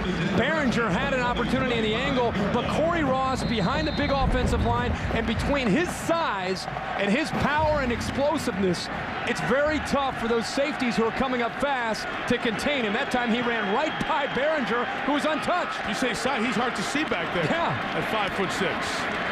Now Marlon Lucky, the freshman, comes in to gain about 2 or 3 yards. We'll have 2nd and 7 coming up. Corey Ross, as I mentioned at the start of the game, 2nd-team all-conference running back. He did more of his damage as a receiver as the season went on. He caught 9 balls against Colorado, but doing it on the ground for the 2nd time in this game against the Michigan team. 2 years ago against Michigan State, he had 37 carries for 138 yards. Mike, it's just enough of that running game gives that offensive line some confidence. That was the player Fisher hurt earlier. Ross again explodes into the secondary. 1st down at the 14. Harrison again with the secondary hit on the running back draw. Mike, pay attention here. Watch how quick this cut is. Ooh! I hope he's got a good tape job there. He's spatted up there, so he's taking care of with the ankles. But he is one of these backs. We keep talking about his size, but he is so powerful and yet so explosive. I don't know why they don't run it more and put themselves in a better situation. His 15th carry of the night takes him across the 10-yard line, just inside the 10. We'll have 2nd and about 5 coming up. He grew up in a very tough part of Denver, Colorado, and as a small guy, he and his siblings, he's one of 7. His mom was very protective of the whole family and told the boys, you got to stay in the house. You can't go hang out and be in places where you can get in trouble. He did that, followed a great example. His brother played college football in the Big 8, now Big 12. Corey following in his footsteps, and he's on the top 10 all-time rushing yard list at Nebraska. And when you do that, you're a pretty good back. We got movement by Chris Patrick, who had a holding penalty in the red zone in the 2nd quarter, now picks up a red zone flag again. Prior to the snap, false start offense, number 54. 5 yards, 2nd down. Mike, one of the things about Bill Callahan is all the movement that you see before the snap. It's great when it works for you as window dressing to confuse the defense with the multiple looks. The problem they've had throughout most of this year, still early in this system, is they've either run out of time with the play clock. There have been numerous false starts throughout this year, and that's the area that you're going to see continue to improve and get better. This is an execution, from an execution standpoint, is to get in and out of the huddle and to be able to get up to the line and not jump off the line of scrimmage. Senior receiver Matt Schroeder comes to the game. He blocks on the edge as Ross sprints toward the 5-yard line. You know, receivers forever in Nebraska, all they did was block and block and block. And they bring Schroeder, a senior receiver, in. He helps block as they run it into the boundary to get closer to the first down. If I'm Bill Callahan, I'm just going to keep running the football. I mean, run the football because it creates an identity and it creates an attitude. And everybody wants to talk about West Coast offense. Hey, there's nothing against the rules to say you can't still run the football. And he follows again. J.B. Phillips at tight end as a slot back, and up the field they go to give themselves a chance here on 3rd and 2. Toss. Ross may have gotten the first down. Let's check the spot. Yeah. That spot looks like it's a first down. Herbie, after 2 incompletions to start this drive, it's been 6 consecutive runs at an average of 10 per. And this one's going to be right at the line for the first down. Mike, we were calling for it the entire first half about their first 2 drives. Boy, they were going up and down the field. They had such great balance, running and throwing, multiple formations. They looked like they were going to be an offense that was going to be tough to stop every series. And then they just started to, when they got behind and momentum changed, they started to throw the ball on nearly every play. And Michigan started to gain some confidence and pin their ears back. And here to start this second half, you're seeing a lot of what we saw in those first couple drives. Another new receiver's in, Dan Erickson. Here is Ross probing, trying to get inside the 3, and he'll push it down near the 2. When you run in the middle there, that's the heart of the Michigan defense. You have Branch and Harris. Pierre Woods came over. Gabe Watson on the nose. Tough to get yards inside on the Wolverines.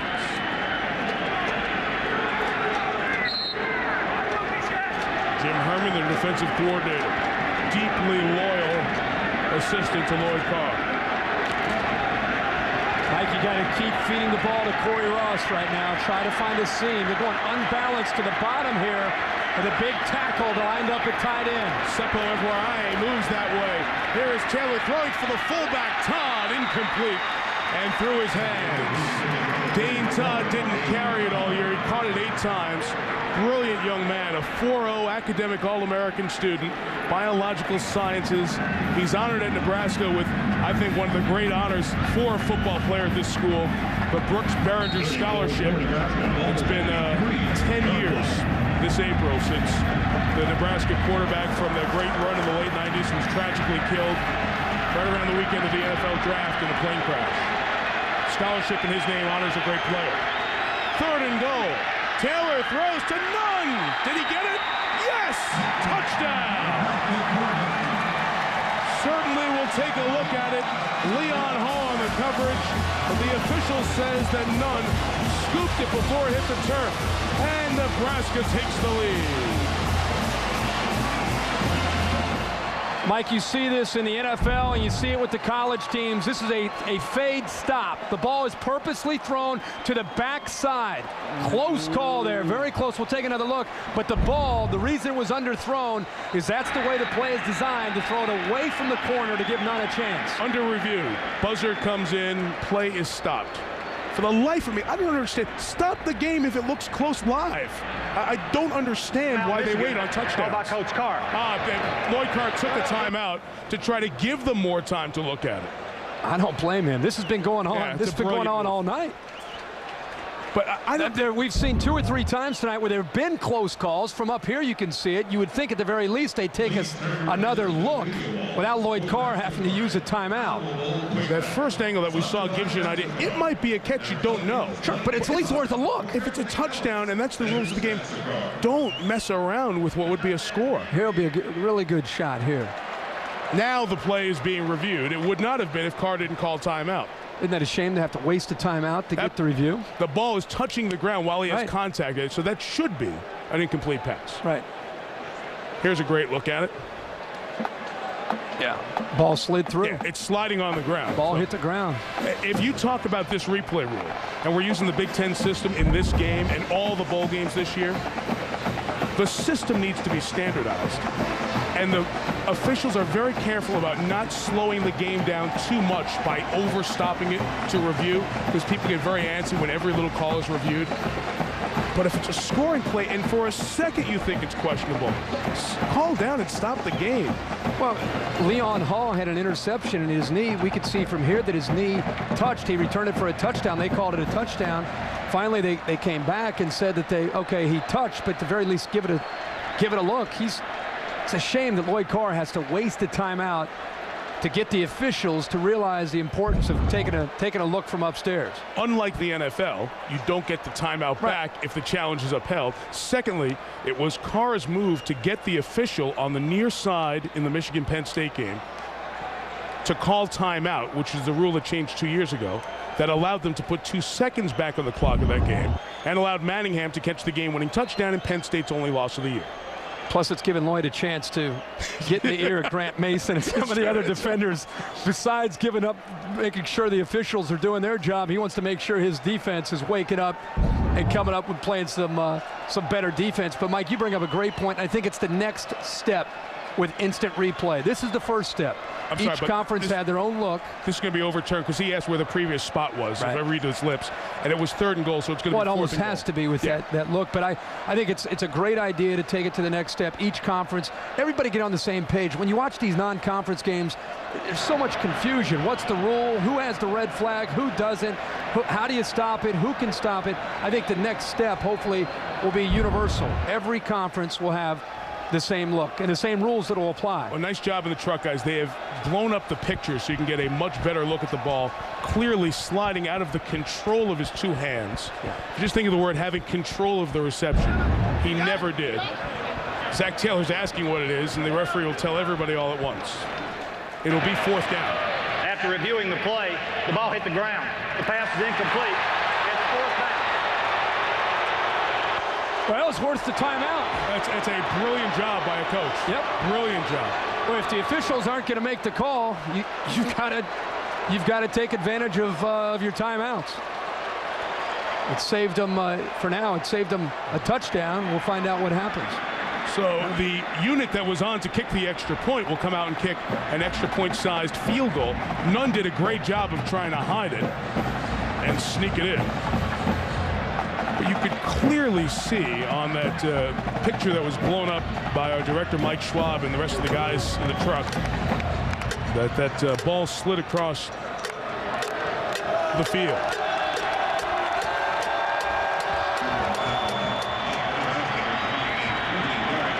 So it will be a field goal attempt for Jordan Congdon, who was one of the best kickers in the country this year as a freshman. Is the ball in the right hash? The ball was not on the right hash on the incomplete pass. That's right. At least the ball was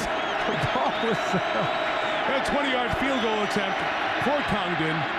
Matters not at all as he knocks it through to put Nebraska on top. Well, Nunn almost had 6, but Lloyd Carr hopped on the officials and said, guys, give me a timeout. You better go look at this in replay, and it saved the Wolverines 4 points.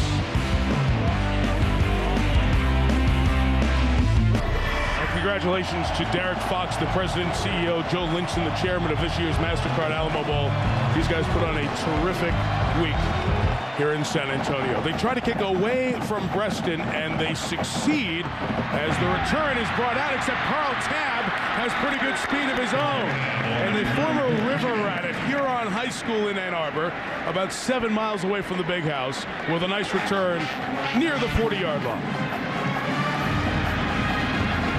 He didn't get it in Breaston's hands, but he's still got a good kickoff return on the other side. Nebraska has scored the last 10 points to erase a 14-7 Michigan lead. And really, since that touchdown drive, early second quarter, Michigan's offense has kind of hit a lull here. Mike, the reason they've hit a lull is because they're losing that battle up front. Nebraska's defensive front dominating Michigan's offensive line. No true running back in the game on this formation. The throw is to Antonio Best. What a one-handed catch out of bounds in Nebraska territory. That was a legit one-handed snatch it out of the air by the kid who was a high school quarterback in Jackson, Michigan. It's funny because the coaches say the best thing about him, great hands. The right hand doesn't even get into the picture. The right hand doesn't even come in to somehow balance himself, and the left hand makes the entire entire play. Then he has the presence of mind to get up the field. Michigan comes out, interesting, 1st and 10, throwing, quick pass, get rid of the football, trying to slow down Nebraska in that front. Offset eye with the senior fullback, Brian Thompson. Mike Hart, the tailback. On play action, here is Henne looking at Hart. Out of the backfield, put on the brakes. Nice cut by Hart for the first down across the 30 into the 28-yard line. He had the strong safety Daniel Bullocks. That's the first time in about 2 months that Mike Hart has looked like Mike Hart. Well, and this is an area, again, Mike, we've talked about so many areas that Mike Hart has been missed in the Michigan offense. Pass protection, of course, his running, his leadership, but also the way he is always in the right spot as a check down. Chad Henne looks over the defense. He always knows, almost like his blankie, where he can find his receiver. In this case, Mike Hart right in the spot that he needs to be. From the 28, here comes the blankie. Up the middle for about a yard. Titus Adams on the bottom of the pile was holding on. Jay Moore, the junior, helped make the tackle up top. Moore, in the Wake Forest game this year, had 0 tackles. That was week 2 of the season. They had beaten Maine 25-7, Wake Forest 31-3, and he was so upset after watching the film of that game. He was inspired to be a different player. Had a good game against Pittsburgh, ended up with 3 sacks, 3 forced fumbles, and became an honorable mention All-Big 12 performer as chosen by the league's coaches. 2nd and 8, play action. Henne flushed, looking downfield, throws to Preston. Was he inbounds? They say no, incomplete. Juggling the ball. A flag down. Roughing the passer on Nebraska. As Henne was being flushed, it was Carricker who was giving charge. Not sure who was giving pursuit. Let me see. Roughing the passer. Defense, 15 yards from the previous spot. Automatic first down. It wasn't Carricker. Well, look at the replay, tell you who it was. He ran away from Carricker's. Titus Adams. But Mike, I've been surprised to see Henne's acceleration out of the pocket tonight. Preston is juggling the ball. Michigan takes advantage of a break here. That's close. I mean, it's the ball because of the way in slow motion there for the way we were able to freeze it, it looked like a catch. But if you watch that in real speed, it really, Mike, it was going up and down as he was going out of bounds. From the 13, end around with Bass, right into the waiting arms of Bullocks. Just a gain of a yard on the play. You know, I don't think Lloyd Carr is going to be inviting the Sun Belt officials for a vacation in Ann Arbor this summer. The funny thing is, I think we felt coming into this game that might be an issue just because of the speed of these two teams and the caliber of these players compared to what you see in the Sun Belt. I really scratch my head and wonder how you get the Sun Belt Conference crew in the game like this. A Sun Belt crew worked the Clemson-Colorado game. They got 2 officiating crews this year because they had 2 bowl teams last year. Mike Hart inside the 10, inside the 5. First and goal for the Wolverines. Down at the 2. You can see he's running with some attitude and purpose as well. Flag coming back. Holding on Nebraska. On Michigan.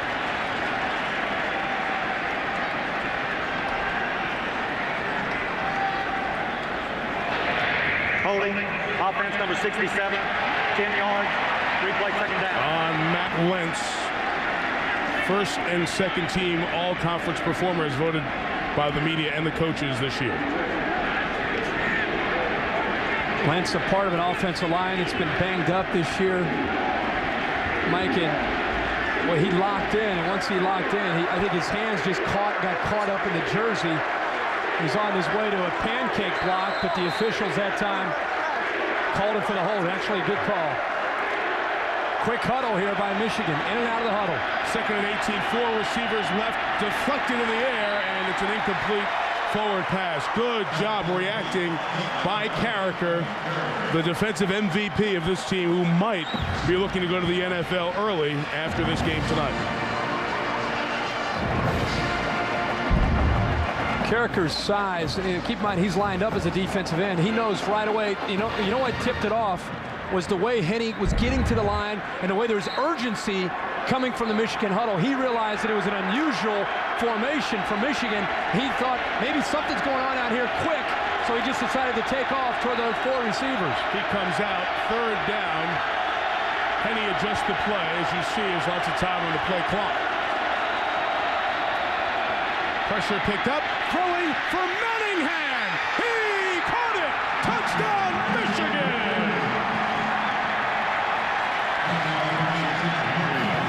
The super freshman Mario Manningham from 21 yards.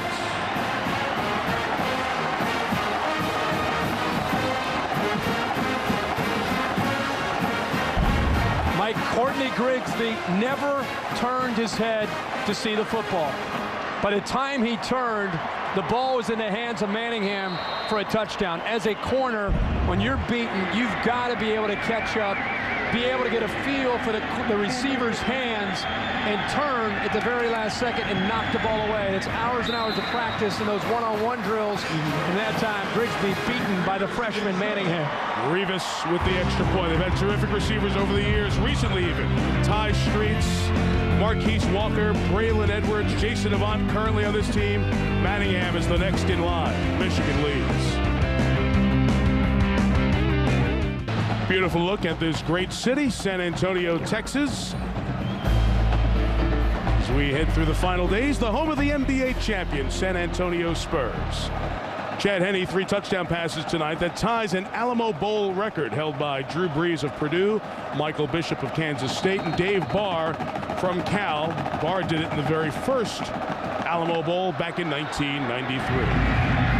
Ross Ryan's kickoff is unreturnable. Kirk, oftentimes we say changes the play or adjusts the play at the line of scrimmage. Here's an example of adjusting a play. Well, if the Wolverine fans want to see where Chad Henne's improved the most this year, it's right here. Understanding defenses might seem like a simple thing. Here, he is sliding his offensive line in protection to the left. He recognizes a blitz.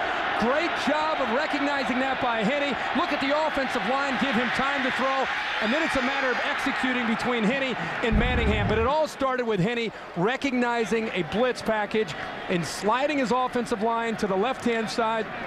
Great protection up front. And in those situations, you're not necessarily changing the play that's called. No, you're simply sliding the offensive line to the left or to the right. Maximum protection to protect yourself, to give yourself time to throw the ball. Ross runs it hard out to the 24, a gain of 4. And, people look at Henne and compare his numbers to last year. I've heard that over and over this year. Well, he's not the same guy that he was as a true freshman. What happened to him this year? What happened to him this year is his offensive line was banged up all year.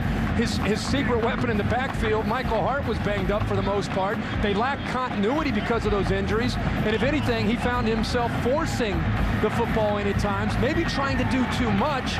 And he became a quarterback that was uncomfortable and not in sync, not in rhythm. But when he is in rhythm and he has a running game, Chad Henne has grown up in a big way this year as a quarterback. Taylor hit as he throws, complete to France Hardy as the first down out to the 33-yard line. So Nebraska will try to back up their 11-play drive for a touchdown with another one here. Emerald Bowl out in San Francisco. Georgia Tech, Utah tomorrow afternoon. Then the Pacific Life Holiday Bowl, number 6 Oregon, taking on Oklahoma. Capital One Bowl Week continuing tomorrow night on ESPN. And if you want more, you can log on to ESPN.com. I totally forgot the Emerald Bowl's in San Francisco. I'm going there tomorrow. There you go. I might just sneak by the bowl game on the way. Go over there, preparing for the NFL game. Go over there and take in a little college football. 1st and 10. Here comes Ross, taken out to the 37-yard line. Prescott Burgess out of Harding High School in Warren, Ohio, coming up to make the play. Something to watch in the second half, and Aaron Andrews will be able to, I'm sure, help us out with this, is, believe it or not, the heat and humidity in this dome. I think that the depth, especially in the trenches for the two teams in the defensive line, I've seen Michigan rotating a lot of bodies, trying to stay fresh, trying to keep hydrated, and it'll be a big factor, I think, the conditioning of these two teams with such a long layoff here in the second half. Taylor in trouble, made a great decision to eat it. Dave Harris busted up the middle, breaking up that play along with Tim Jamison. They met at the quarterback for a huge loss of 9 yards. There's pressure, and Jim Herman, give him credit. We've been talking a lot about Kevin Cosgrove, but it's mixing up the looks. This is an area that I think Michigan has been able to have a lot of success this year. It's when they pin their ears back. They have such tremendous athletic ability in that front, Mike, and the rotation of those bodies, keeping them fresh, has a lot to do with that. Obviously, their third sack of the night. They marked it at forward progress, so instead of a loss of 8, it's a loss of 5. 3rd and 15, 4 receivers. Taylor is flush again, running to try to get it. Taken out of bounds by Sean Crable, shy of the first down. So we'll have 4th down coming up as we come to 11 o'clock back in Michigan, 10 o'clock in Nebraska. 21-17, Wolverines jumped out to a 14-7 lead after Nebraska scored the first touchdown of the game. Huskers tied it before half, opened the third quarter with a field goal to take the lead. Michigan responded to Mario Manningham, 21-yard touchdown reception. Chad Henne's 3rd touchdown pass of the night. That's how we've arrived at the score. And Steve Breaston goes back for the Sam Cook punt. Huge leg on Cook. That's a big one. Breaston from the 22, looking for room, twisting around, stays on his feet, and gets across the 40 to the 41-yard line. Hasn't had as good a return night as the Rose Bowl last year, but it's pretty hard to match that unbelievable show he put on. But he's still been pretty good when he's had the ball in his hands tonight. Giving Michigan good field position again at their own 41 when you come back.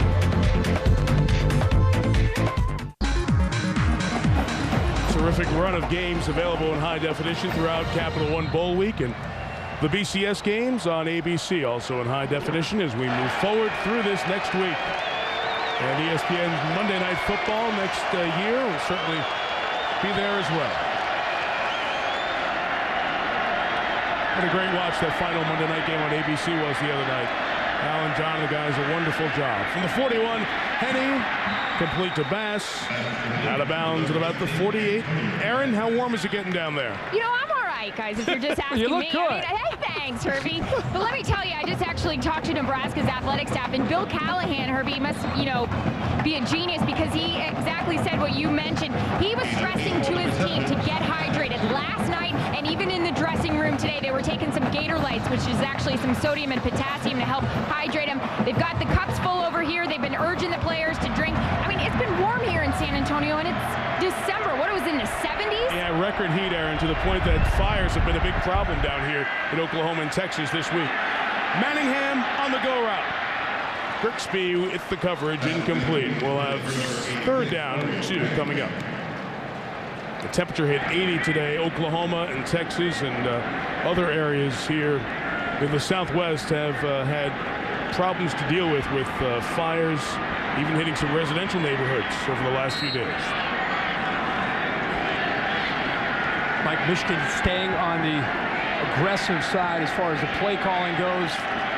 First 2 plays of good field position. They have Chad Henne throwing the football, as we've seen a lot tonight. Trying to go after the Nebraska secondary. Will Paul, the fullback, is over here to block for Bash. It comes across, depending on the spot. It looks to be shy of the first down. See the spot. Had to get right to the yard line. I think it's going to be 4th down. We'll have a measurement first. You and I were really impressed with Chad Henne in the Ohio State-Michigan game. Some crucial moments in that game, him going over to Lloyd Carr. It was a 4th down at one point in their own territory. Yes. Chad Henne convincing Lloyd Carr, let's go for it, coach. We can get it. Let's go for it. I think that has a lot to do with the maturation of Chad Henne and what these Michigan coaches are looking for him to become, that vocal leader. Let's go back to the very first game of last year, 2004. Let's see what they're going to do here on 4th and very short with a 4-point lead and 3.5 to go.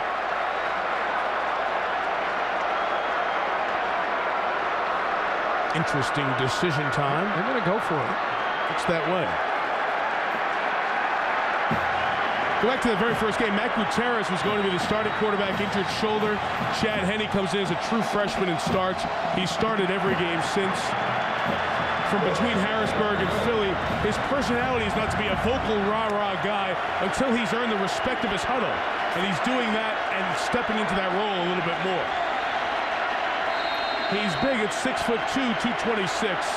See if he tries to sneak it for that couple of inches. He does, and we'll have a first down across the 49 and over at the 48-yard line.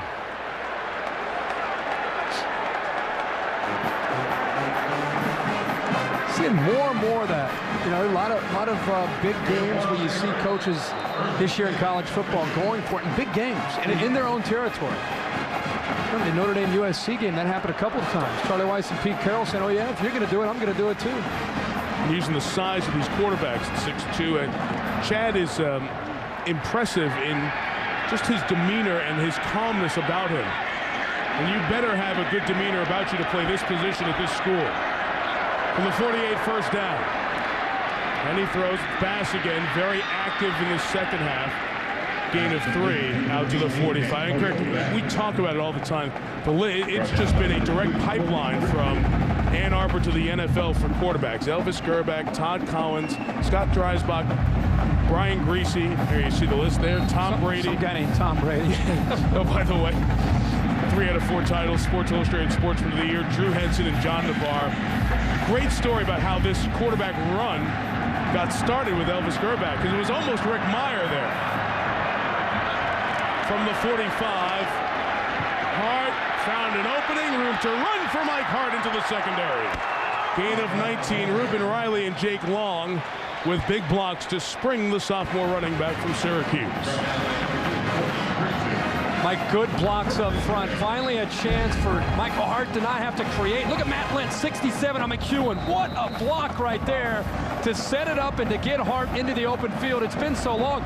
Michael Hart tonight, for the most part, has had to improvise and try to make room for himself. That was the first time this evening we have seen Mike Hart get to that second level of the defense where he is so dangerous.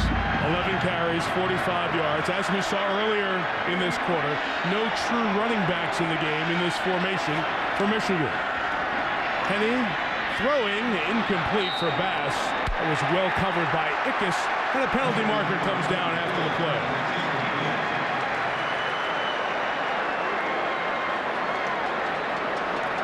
The pass didn't look like it was going to be catchable because it was over Bass's head. Certainly the linebacker pulled on the back of Bass as the ball was going over his head. Let's see if they're going to call this or not.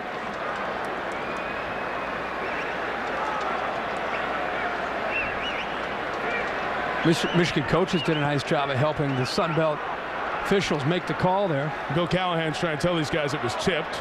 Kevin Cosgrove, the rest of his staff, once a ball is deflected, nullifies it, and they're going to wave it off. There is no flag on the play. The ball was touched behind the line of scrimmage and therefore was a pass behind the line of scrimmage. No defensive pass interference.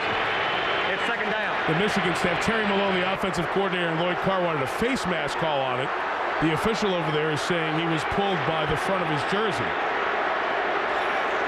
Imagine going from, and I don't disrespect to Arkansas State and North Texas, but you're used to dealing with Arkansas State and North Texas, and all of a sudden you're standing on the sidelines like, Lloyd Carr, you're right in my face. Woo!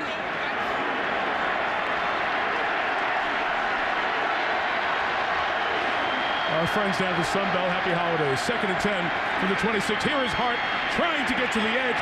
Pulled down and snowed under by the black shirt defense. McEwen and Ickes do all the cleanup on that. Mike, we have talked so much this year about great linebacker play throughout the country, but I'll tell you what, Corey McEwen, people better take notice. He's only a sophomore. This number 13 has been all over this field. It has a lot to do with why Michigan has not been able to run the football. The defensive line occupying blockers, and it's freed up this great crew of linebackers to run to make plays. Keep an eye on 13 in the middle for that Nebraska defense. 3rd and 11. He backs out in coverage here as Henny throws deep for Manningham again. Is it intercepted or out of bounds? Out of bounds, incomplete. Terrific coverage on Manningham, that time by Zachary Bowman. 4th down. Field goal attempt from here is 45 yards. There's the difference between a corner, this time being in position. That's an interception. It's a pick. Now, is Bill Callahan going to have to call a timeout to get the boys to review this one? That's an interception. My point here is that Bowman this time is in perfect position, Mike. Whether it's an interception or not, did you notice his eyes? His eyes this time were turned. Perfect position. Nice job there by Zachary Bowman. So this is being reviewed and will be overturned as an interception. Great catch by Bowman. The junior college transfer that, Coach Holtz again brought it up, the junior college players coming in. It was the infusion of talent needed to survive at this point. Bill Callahan did tell us yesterday he has to go there to get these players, as you had mentioned in the first half. He will probably lean off that a little bit, only take a couple of junior college players. He knows you can't build a program. But in this world where you get 2 years or 3 years or else, you've got to find a way to put a quick Band-Aid on, especially when you've changed the system as they have here at Nebraska. And they'll pull back from that eventually, but right now they need talent. Can we show that one more time? Because there are so many college coaches and college players watching this. This could be a great clinic film for other defensive coordinators and other defensive back coaches, because this is not only a great play by getting your foot down. The defensive player's right foot came down the inbound here, control the ball, is an interception, a touchback, first down. Mike, not only about the turning, making the interception, but the great technique to be able to be step for step with the receiver and having the confidence to turn at the right time and completely be locked into that football and come down with that interception. Great technique by Zachary Bowman. And Bowman, who had 1 interception this year, has been tested a lot. He's had a terrific season. A bang-bang play, and replay overturns it. It is an interception. Husker ball at their own 20 when we come back.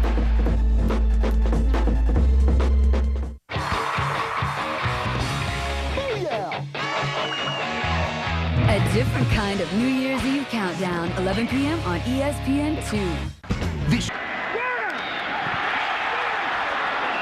Taylor's pass nearly intercepted, intended for Swift. Grant Mason and Willis Barringer over there on the coverage. We'll have 2nd and 10 coming up with a minute left. Zach Taylor almost saw his 3rd interception of the night, as Michigan's wising to, as Kirk told you, one of his favorite throws. Good, intense game here. You think people don't care about the bowls? That's what I've been saying. It's been fired up. Oh, man. These games are great to watch and great for these players to compete in. From the 20, Taylor blitzed, pressured, sacked by Sean Crable.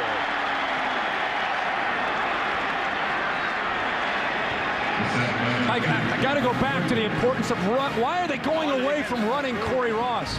They're becoming predictable, and when you become predictable with an offensive line that's a sieve, you can't do this, because what's happening is Michigan is outmanning Nebraska up front with speed, with a great scheme. You look at what they've done to poor Zach Taylor. He's back there a little bit gun-shy, because by the time he receives the shotgun snap, Sean Crable's in his face, Alan Branch is in his face, Pat Massey, the entire front, the pressure that they're putting on him. Yeah, 3rd down here, they run Ross, who is met in the secondary by a terrific-looking sophomore, Jamar Adams. And the 4th quarter is going to begin with a Nebraska punt. I'm surprised Zach Taylor is still able to walk off the field at the beating that he has taken, not only the sacks, but the pressures and the knockdowns. But the offensive tackles are the most glaring weakness tonight for Nebraska. They're very young, and they're being exploited against this Michigan front. Nobody's recognized yet, but we have come to the end of the 3rd quarter. Yeah, here we go. Terrific intensity to this little guy. Having fun here in San Antonio. 21-17, Michigan.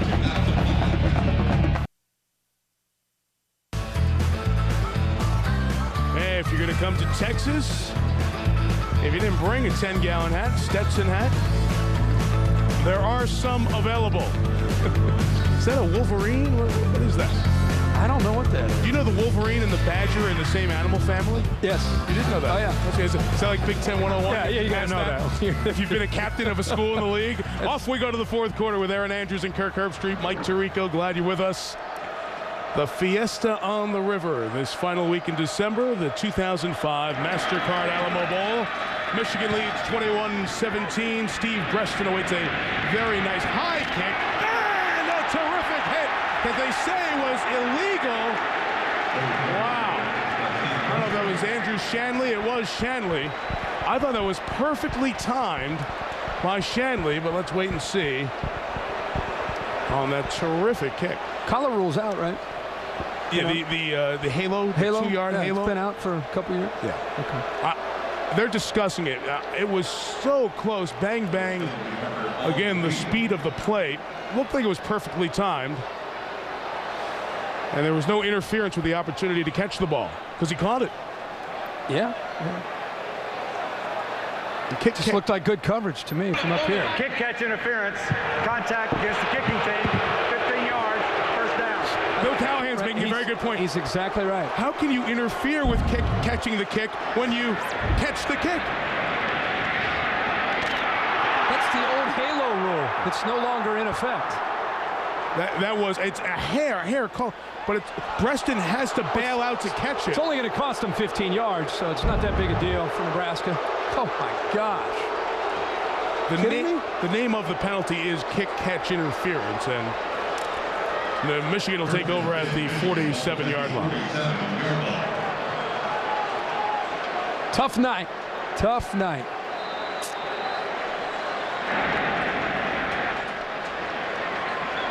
And we'll step out here before Michigan gets going from the 47. Bill Callahan can have a longer, in-depth conversation and get a closer look at kick-catch interference.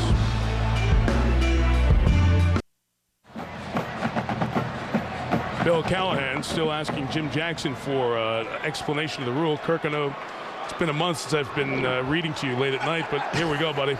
It is interference. Here's a real book, Merry Christmas. Interference foul if the kicking team contacts the potential receiver before or simultaneous to his first touching the ball. So if it's simultaneous, right, it's a flag and it's 15 yards. Okay, what if it's he catches it, then you get hit? See, I think it was after. He catches it? Yeah, he catches the ball, and then he's hit. I don't think it was during the catch. It was very close to simultaneous, and that would be, just by rules, so everybody knows, the explanation. 1st and 10, Michigan. Very good. From the 47, Mike Hart into the line for about 3 yards to midfield. Well, this great week of bowl games will continue. Capital One Bowl Week on ESPN Friday. See Steve Spurrier's team in the Independence Bowl, the Gamecocks against Missouri, and the Chick-fil-A Peach Bowl. Ryan Moore, the outstanding receiver for Miami of Florida, is also out, in addition to the Jamarcus Russell injury for LSU. Doesn't take away from a great game. Matt Flynn gets a start there against a very, very good Miami defense. From midfield, here is Hart, who is twisted by that right ankle after a gain of 3 yards. You know, Brad Gessler and Bob Greasy will be doing that Chick-fil-A Peach Bowl, and it got me thinking Brian Greasy. We talked about all the Michigan quarterbacks. I mentioned Rick Meyer earlier.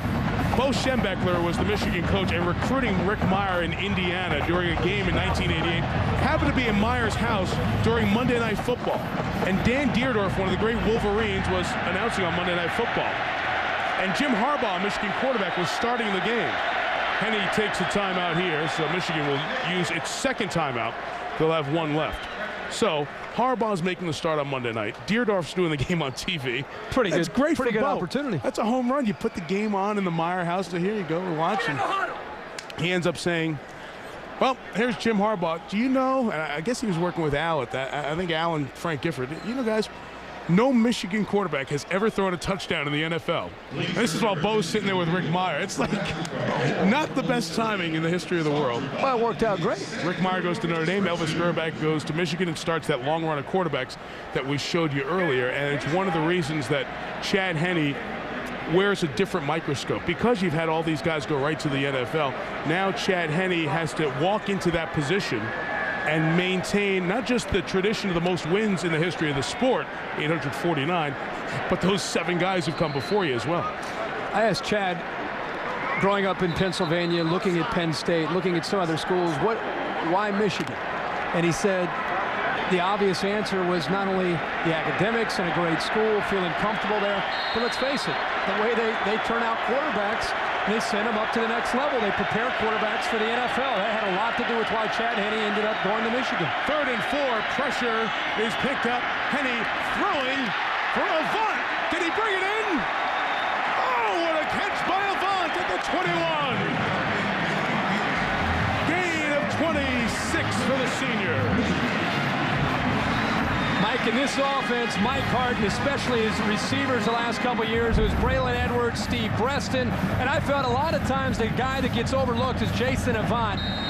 He is a great leader for this team. He's the team's MVP, and he fought through pass interference, no call, and makes a catch to keep this drive alive for the Wolverines. Great play by Jason Avant. 76th catch of the year, screen to Hart is nearly an interception for Jay Moore at the end. Moore had a pick against Iowa State in Nebraska's double overtime win over the Cyclones back in Lincoln on October 1st. And he almost had a go-ahead pick 6 there. It's one of those plays as a quarterback, you're throwing that blind and you don't even see the defender not only in front of you, but there was a corner that was closing in on Hart that if Hart would have made the catch, he would have been hit heavy and maybe fumbled the football. Play adjustment, 5 on the clock. Kevin Grady, the freshman, is in at running back. He goes straight up the middle. Almost looks like he was getting ready to cut it to the right side with a window open for him. But he's more of a straight ahead runner. Gets to the 19. You'll have 3rd and about 8 coming up. Well, again, you just have to be impressed with this front of Nebraska. You know, I mean, you can look at Michigan and say, well, this is a team that struggled to run the football the entire year, but I've got to continue to go back to the point that you have Jake Long in that lineup, healthiest that he has been all year. Matt Lentz, Krause, Riley, Stenovich, Mike Hart for the most part in the lineup. And Nebraska holding up very nicely against that front. Titus Brothers comes in. 5 DBs for the Huskers. Henne stepping up, taking off, gets another key first down at the 7-yard line. 3rd time this ball game on 3rd down that Nebraska has covered their receivers downfield. The pressure's coming in on Henne, and he decides to be able to use his feet to pick up a first down. This is another area that I think he's improved the most. Sliding the protection to help himself out in pass protection. Watch 77, the right tackle, help out and basically just roll off the defensive lineman Cryer to give him a nice vacancy there to go through. First and goal, Hart straight ahead, twisted and turned, maybe a half yard. Not much more. Blake Tietke out of Cedar Rapids, Iowa, comes in to make the play. Mike, the way this game is gone, this is huge for Nebraska. They have got to force a field goal at this point in the game. One of the few healthy linemen all year for Michigan, Reuben Riley, the guard, has limped off the field. Riley is out. Adam Krause has come in. Krause, usually a center, slides over to guard. Beal remains at center. New left guard for Michigan. 2nd and goal. Play action, Henne. Looking, running again. Can he get there? Touchdown! Michigan! What a game for Chad Henne. He's thrown 3 and now runs for 1.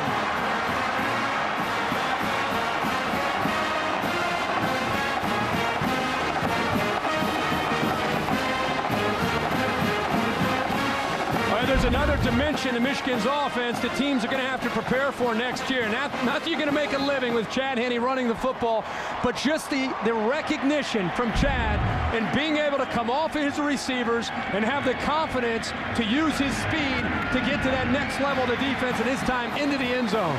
Revis gets the extra point. Henne has runs of 14, 12, and 7.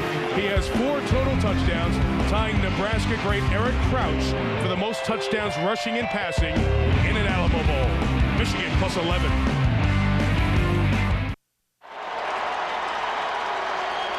Number 7 has put up 7 each quarter for Michigan. They lead 28-17. Okay, cleats, $110 for MasterCard Alamo. Your jersey, $100 for an authentic jersey at this game. Helmet, $189. This is a surprise to us, folks. We don't know.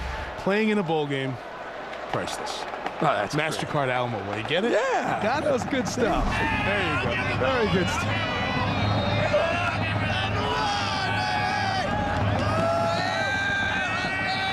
The Nebraska fans made the 900-mile journey from Memorial Stadium in Lincoln here. Now they're trying to root their team back. The return by Marlon Lucky takes it out to the 23-yard line. That Memorial Stadium in Lincoln is expanding. Steve Peterson, the athletic director, who does a terrific job building new facilities at his stops in Pittsburgh. He was at Ohio State as an associate athletic director along the way. Now he's in Lincoln, hired Bill Callahan after letting go of Frank Solich. A $50 million expansion to the stadium. There are 6,500 more seats going in. Be ready for September next year when Zach Taylor and the Cornhuskers take the field. 1st and 10 for Taylor for the 23. Keep an eye on Nebraska offensive tackles struggling and now obvious passing situations. Michigan showed the pressure, backed out. Complete pass is a big hit by Leon Hall on none. SportsCenter 30-30 time, and here's Reese Davis.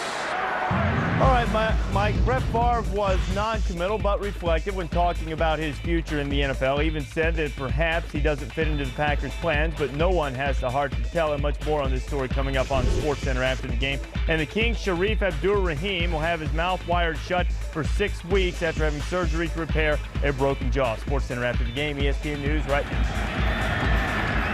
Thank you, Reese.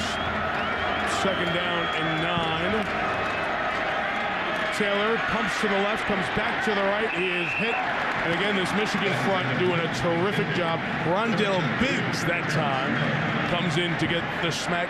Kirk, there's only 4 sacks for Michigan, but there are about 15 hits. Mike, it's all with the tackles for Nebraska. And again, this time, fresh body. Rondell Biggs gets a chance to get in there, going up against these tackles. They're just pinning their ears back and getting every single time to Zach Taylor, every time he drops back to throw. Gabe Watson comes off the field. Michigan brings fresh linemen out.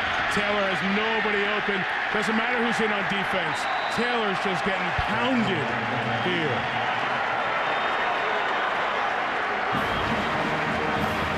Biggs finished it. Woodley started the pressure. 4th down. If you're a Nebraska fan, it's very easy at this point to be frustrated. But what I'm seeing is looking into the future of this program is this is the area. Everybody wants to know, why can't you win right away with Bill Callahan? This is a classic example of what's missing right now and why he's recruiting as hard as he is. He already has 20 verbals. They need offensive linemen. They need playmakers at receiver to make this offense go. Weston back for the punt. Shanley, same exact play. No flag this time. And it's stopped at the 31-yard line. Good play, 2nd time in a row by Shanley. You know, this defensive line for Michigan's playing great, and one of them is playing with great emotion. Watch this hit again. Virtual repeat. Is that the same? That was the same play? Different play, okay. Actually. Different play, actually. All right. After this Michigan first play, there's one guy in that Michigan defense, their first-team all-conference performer, Gabe Watson, who, along with Mike Hart and Steve Breston on offense, were in the middle of one of the most heartwarming stories of the season. Remember Charlie Weiss and Notre Dame and the play he called back at their own 1-yard line on the road this year? Well, Hart, who takes the pitch from Henny here, and is stopped for a loss of 2 yards. The ball comes out, but goes out of bounds, so it stays with Michigan. There's a young man who passed away in October, Matt Kaiser. Matt was from Sturgis, Michigan, not too far away from where the Wolverines play diagnosed with encephalitis. Make-A-Wish, part of what the wonderful work they do. One of his wishes to be close to Michigan football, and the players came out to see him as he was obviously in an incapacitated state yet brought there. That is his dad, Matt's father, pictured with Gabe Watson. Gabe Watson was so moved by the emotion, he gave his Outback Bowl ring off his finger to Matt's father just to do something of some goodwill and show of emotion back from Gabe, a very thoughtful young man. Henny on second down runs, only gains a couple of yards here. A third down coming up. Gabe gave the ring to the dad. Unfortunately, Matt passed away 3 weeks later, and today would have been Matt's 9th birthday. So Gabe Watson and Dana Jacobson did a terrific story on Cold Pizza this morning about Watson and Hart and Breaston, the other players, and the Kaiser family who have been just so thankful for having their son in his last days be touched with that emotion. And actually, as that was happening, it was playing on the big board here. A lot of the Michigan fans saw it and responded to Gabe Watson. Just one of those touching stories of the season. 3rd and 13, Henny throws incomplete for Manningham, and we'll have 4th down coming up for Michigan.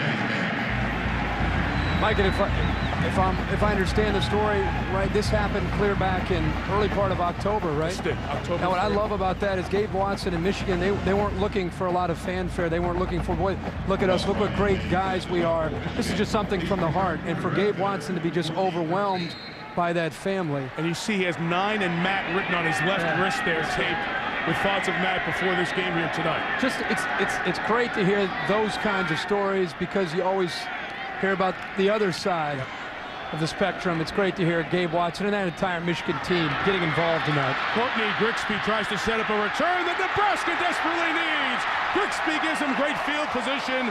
The Cornhuskers are still in this one. I think that guy Shanley, who made 2 terrific tackles on special teams, came up with a big block to spring, a 28-yard return. Nebraska takes over in Michigan territory with the 9 for what would have been his 9th birthday, and Matt on his wrist. Gabe Watson leads the Michigan defense back on the field right after this. First crowd in the history of this game on hand. 13th playing of the MasterCard Alamo Bowl. Michigan leads by 11. The punt return by Courtney Grigsby gives Nebraska a great opportunity in a must-score situation. Corey Ross out to the 31-yard line. That's what they need to do. That's what they have to do, Mike. The scoring drives that they have had, they've been able to run the football effectively. This is the best field position they've had the entire game. Now that we're under 9 minutes, they're down 11 points. They've got to be able to come up with some points, which means slow down the Michigan defensive front from pinning their ear, prevent them from pinning their ears back. And the only way to do that is to get Corey Ross on track, mixing him in, running the football. Run, even sneak a screen in there. Here is Ross. Look at this. Left side, got a block, got another one. He's going to go all the way. Touchdown, Nebraska. Got to go for 2. It's 28-23. Got to go for 2 to make it a 3-point game. Mike, it's very easy to sit at home or very easy to sit up here and say that they should do this or do that, but my gosh, when you have a great runner like Corey Ross and you have an offensive line that is struggling as much as this Nebraska offensive line is struggling in protecting your quarterback, you absolutely have to do something to slow him down. And the best thing to do is to mix in the run game. That time, Corey Ross found a seam and took it to the house. Momentary stoppage in the game. Fan ran on the field. Police quick to him and take him out. Mike, Corey Ross has 157 yards rushing tonight. Great blocks, a great block downfield by Terrence Nunn on the perimeter. That once Ross got out there, there was nobody left. Well executed, and this Nebraska offensive line, you can tell when it comes to doing something to help them, they get pretty confident with their run blocking. Ross had 37 carries for 138 yards against Michigan State in this game 2 years ago. They go for 2 to make it 3. Taylor will throw for it and hit it in the back of the end zone with Anderson. First two-point conversion of the year. And Husker Nation rises as one.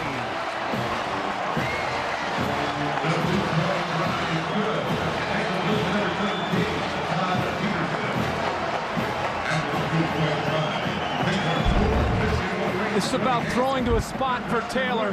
He's going to put this football right where he has to put it. It was funny there. You had one receiver thinking, hey, Swift thought this ball's thrown to me. But that is a big play for Nebraska to be able to come up and cut this deficit now to 3 points. Another example of Nebraska with their back against the wall, coming back and not caving in. Great character on this Husker team.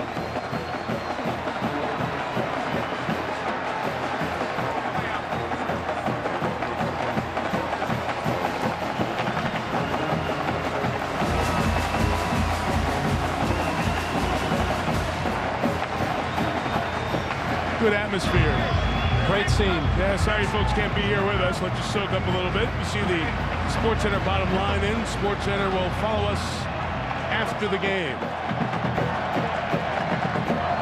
898 miles, as I said, from Memorial Stadium in Lincoln.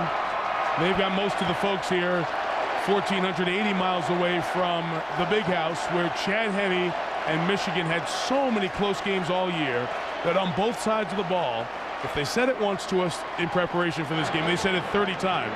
Finish, learn how to finish. That's right. And now Michigan is at the point where they have the opportunity to try to finish the game, as Nebraska did against Kansas State and Iowa State and Pittsburgh in their close wins this year. They kicked away from Preston earlier in the quarter. See what Jake Wesh can do here. It'll be Preston from the 6.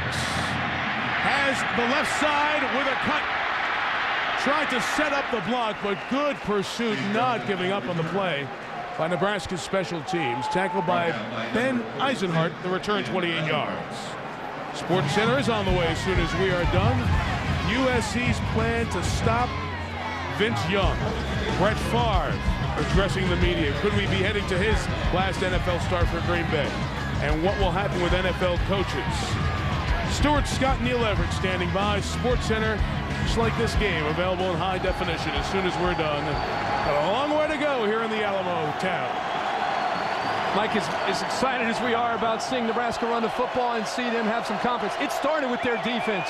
28-17, it looked like desperation time, and their defense forced the punt to get their offense back on the field. And he gets time as a window to throw. Jason Avant, ball out, recovered by Nebraska.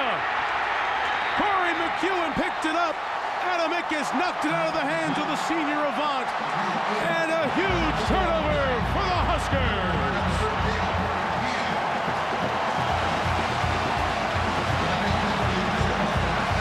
The mighty Mo, Mike.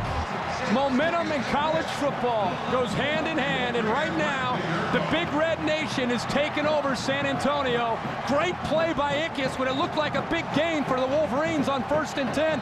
He knocks it loose, and McEwen is right there to pick it up to give the Huskers the ball again in Michigan territory.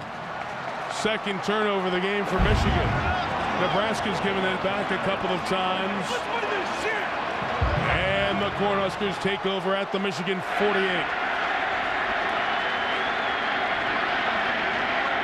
Right back to Ross on the ground. That time, the fullback Dane Todd couldn't make the block, and the defense pushes it up with Pierre Woods.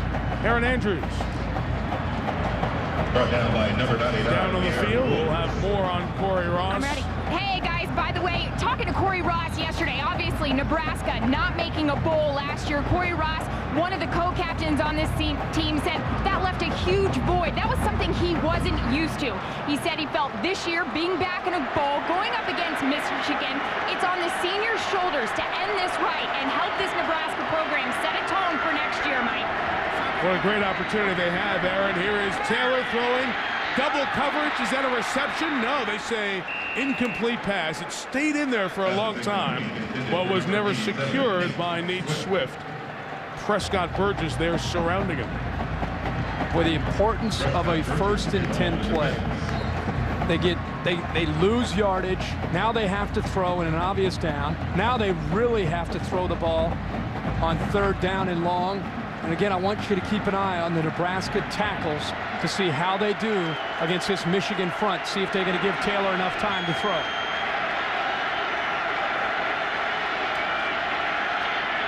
Gets time, this time, down the middle, deflected, broken up by Burgess. Good drive on defense with a 2-year letterman. Honorable mention all conference as voted by the coaches. His athleticism, getting the job done, and Jason Avant exhales. The protection was there, Mike. This time it was just a great play by Prescott Burgess. I don't even think Taylor saw him. He was locked in on the safety who was on the other side of his receiver, and Burgess came away out of nowhere, spying to come over and make the play. Taylor 2 of 9 passing in this half. Where's Andrew Shanley, number 8? Is he going to hit Steve Preston again right before he catches it? Sam Cook ready to kick it away. Trying to down it inside the 10. He is great at downing it inside the 10. Shanley cannot get there. Ball crossed the plane. And in college football, it's where the ball is. So we'll have a touchdown.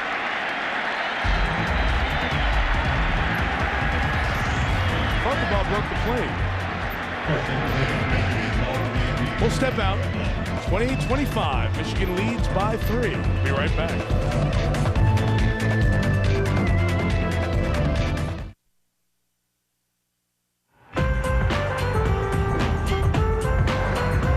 The hustle and bustle of the holiday season. This game has had the intensity of your pre-Christmas shopping on what's supposed to be a week of relaxation. Well, headbanging here in the Alamo City. 28-25. Michigan leads. 6:49 left. And their ball at their own 20 after the touchback. Mike Hart has played most of the second half, and here he runs for about 45 yards out to the 25-yard line. Daniel Bullocks helping on the tackle. Well, one of the key plays in this game, in a 3-point lead, the 4-point save by Lloyd Carr, the Michigan coach. Let me take it back to the 3rd quarter. What was ruled on the field, a Terrence Nunn touchdown, they didn't go to replay right away. Carr took a timeout, forcing them to review it, and upon further review, it was an incomplete pass. Nebraska, by the way, from the wrong hash mark, because the play was run from the left hash mark, from the right hash mark, kicked the field goal to go up 3 instead of 7. 4-point save. Michigan leads by 3. Henne throws it over the head of Ecker as he was being pressured by Jay Moore. 3rd down and about 5 coming up. If you're just tuning in, this is a great football game. Both teams have shown a lot of heart, a lot of character. And you think about what's on the line here for both teams. Nebraska's building with Bill Callahan in their 2nd year. This would be the biggest win in their 2 years, building for the future. And for Michigan, it's 7-4. You imagine Michigan finishing 7-5? That would not go over well in Ann Arbor. There is a lot on the line for both these teams. Haven't lost that many games in the season since 6-6 in '84. Pressure on Henne. He's hit as he throws. Incomplete or a fumble. They're ruling it a fumble on the field, and Nebraska has it at the 17. I'm not sure if he was coming forward or not.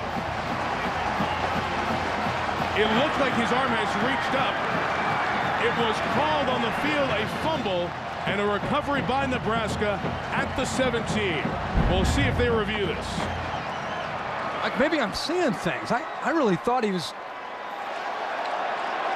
coming forward there, but it's very close. The ball looks like it comes out of his hand before it comes forward. Henne has a very long windup. The empty hand comes through, and wow, shock. Here we come. Boy, that is so close because he doesn't get the arm. Henne is coming forward with the ball. Timeout. Michigan. Oh, Michigan had to use a timeout again. They had to use their final timeout to suggest a replay. I got to tell you. This is a shame. Let me just say this. I don't care what happens in the game. If you're going to have replay and not stop the game on key plays, take it out of the game.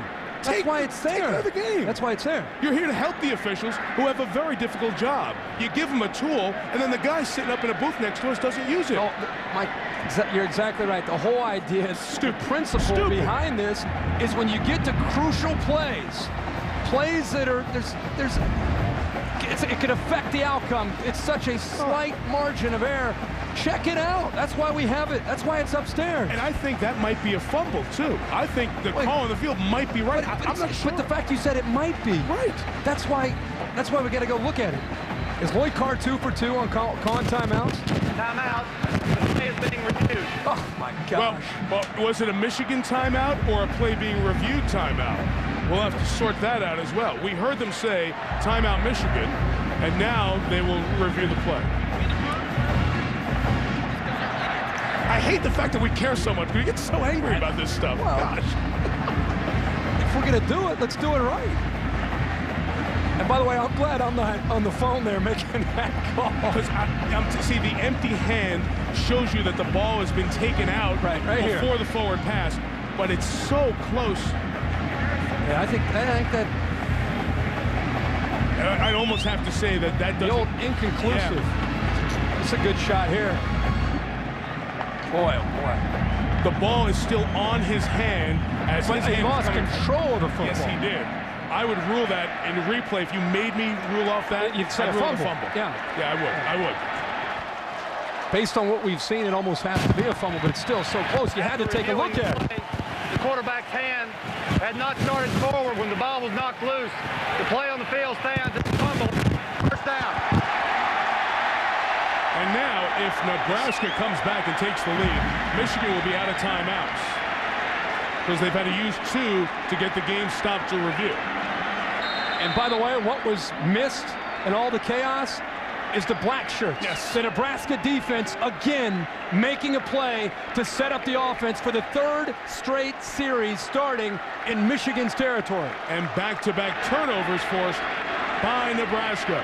The Huskers can tie or take the lead on this drive. And we have a whistle. Just checking to see if I see a penalty marker. Prior to the snap, false start offense, number 85, 5 yards, first down. It's over there on the Michigan sideline. It's obscured. Like, those are the things that probably keep Bill Callahan up at night. J.B. Phillips has been playing well all night. It's a sophomore tight end. Simple, just motion by the receiver. The tight end moves while the receiver's in motion. You've got a ton of momentum. Opportunity to take the lead in a game. You cannot afford a 5-yard penalty to set yourself back now at 1st and 15. Fundamentals and execution are the things this offense has to continue to improve on. It dulls momentum so quickly, just that one little flag. You can get it back with a good block or a good run by Ross. Here he comes to the right. Dave Harris comes in and makes a tackle. Virtually no gain inside of 6 minutes here in regulation. But if you're Nebraska, you're thinking, you know what, just the fact that they're going to it, it's making the front aware of Corey Ross. It's making the linebackers aware of Corey Ross. The safeties, it's just a different thing. Instead of being one-dimensional and allowing that defense to just dig in and come after Zach Taylor, now at least they're aware of it. I promise you, here comes the blitz now. They're going to bring the heat on Zach Taylor without any back in the backfield. Bringing 4, Taylor throws, it is caught by Phillips in the open field. He's knocked down at the 13. He's done a nice job. First team academic, all Big Ten the last 2 years. Terrific student who stepped in. We haven't talked about Matt Harry, and I apologize. The senior tight end, terrific pass-catching tight end who's been out all year for injury. Coming into this season, if he's healthy, he's probably one of the best tight ends. Not probably, he is one of the best tight ends in the country, which would have helped this offense so much. In a great tight end year in college football. 6 for the first down. 13 for the go-ahead touchdown. Ross, the star of the night, comes in motion. The other star, Taylor, sets and throws. Touchdown! Terrence Nunn! Nebraska leads.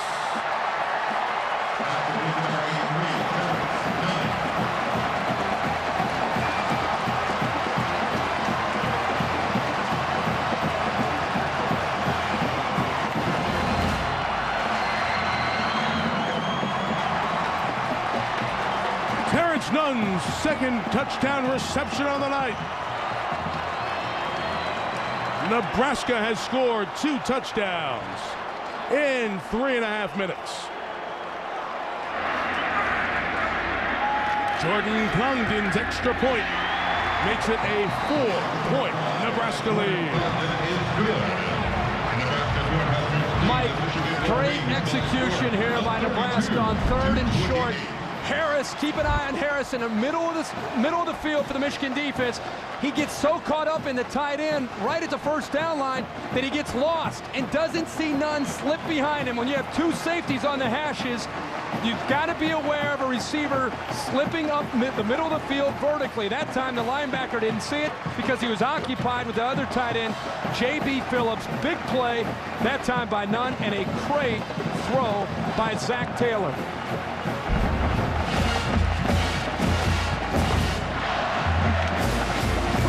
As if we didn't know before we got here to come into this game, you talk about a tough quarterback. Zach Taylor has been whipped tonight, been beaten up. He has continued to come back the way he has this entire year to make the throws and to provide the leadership for this Nebraska offense. I'm really impressed with this guy. He is a junior, and he'll be back to lead this offense next year for Nebraska. Bob Churchich, 66 Orange Bowl against Alabama. Craig Sundberg in the 85 Sugar Bowl against LSU. Joined Zach Taylor, 3 touchdown passes, tying a Nebraska bowl record. What won't show up there is how many hits he took tonight, Mike. Yeah. That's the most impressive thing, is for him to take those hits and to come right back with an answer. Which that now turns to Chad Henne in a Michigan offense that has turned it over the last 2 possessions. Jordan Congdon will come on to kick it off this time instead of Jake Wesh, whose last kick didn't get past the 10-yard line. Speaking of answer, Steve Breston, if he gets his hands on the ball, always gives Michigan an opportunity of great field position. It always seems like when it's a crucial point, the number 15 in the maize and blue comes up with a big return. But what a game. Woo. This is a good one. With that 2-point conversion, by the way, it's a 4-point game, so Michigan will need a touchdown. No timeouts, 4.5 minutes. You would think because you don't have a referee getting his microphone repaired,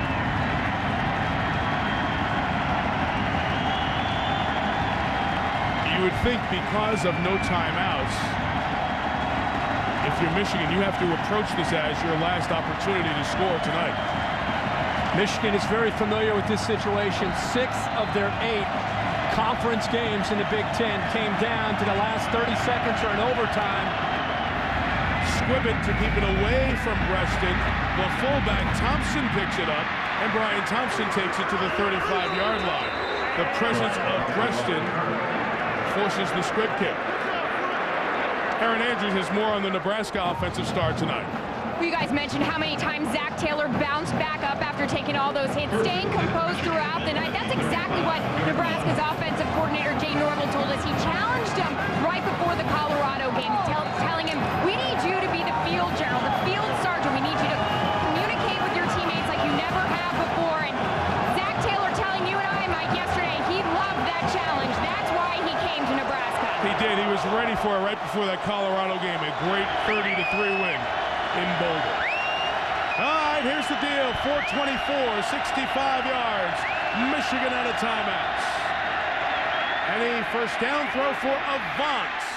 Got the foot down. Gain of 11, first down. Clock stops. You know, Avant was desperate to get his hands on the ball. Didn't want his last college touch to be that fumble that set up the first of those back-to-back Nebraska touchdowns. Jason Avant, a clutch performer. Like with a game on the line, he's a guy that wants, as you said, his hands on the ball, an opportunity to make a play. He has 4 catches, now 5. Makes a move, gets across midfield into the 49. Zach Bowman was over there, but Avant gets first down yardage. This will take us under 4 minutes. Michigan not huddling. Here's the quarterback story tonight. Each has thrown 3. Penny ran for 1, tying an Alamo Bowl record for touchdowns created. 2nd and 3. 3 in a row to Avant. Another first down. Kirk, you said it. Michigan had so many games, 6 of their 8 in the Big Ten, coming down to the very end of the game, the final half minute. Do you ever get comfortable in those situations when you get them so often? I don't know if you get comfortable, but you get familiar. As a quarterback, as a team, it's like anything else. Anytime you've been around a certain climate, a certain situation, you're better the more you do it. And because Michigan has been here with a quarterback who's been there, it helps them execute. Hart on the edge. Mike Hart taken out of bounds at the 36-yard line. A gain of 8 will have 2nd and 2 with 3:48 to go. You know, if you're Nebraska right now, what has helped him get back into this game and take the lead in this game has been an aggressive defense. The challenge, in my opinion, on Kevin Cosgrove, the defensive coordinator, is maintaining that aggression late in the game while Michigan is being aggressive coming at you. Sometimes you'll see defenses backpedal and become passive. You got to continue to be aggressive. Hart on 2nd down. 1st down. Mike Hart takes a shot at the 20, but gets a big gain. Bullocks made the big hit. Daniel, his brother Josh, left early. His twin brother now plays for the New Orleans Saints. Displaced, so they're in San Antonio. He's here at the game tonight. Like, these are 2 football teams that have worked hard. They're tired. They want to continue to fight and find out what they're made out of here. Mike Hart all of a sudden coming alive here. Bullocks was happy about the hit. It's a big gain downfield for Mike Hart. All of a sudden, this Michigan drive is boom, boom, boom, boom, and they're down to the 20-yard line. Mike Hart, 19 carries, 74 yards, 1st and 10, 3:20 on that turning 4th quarter clock. Flag down as Henny throws to Avant, complete for 5. It's an alignment flag. I don't know if Michigan didn't have enough people on the line of scrimmage. I don't think Jake Long was on the line. The right tackle might have been lined up in the backfield. Maybe the receivers. Could be. Illegal formation, only 6 men on the line of scrimmage. Offense, 5 yards. Replay 1st down. I don't think any of the receivers were legal. Yeah, receivers all were a step back from the line of scrimmage.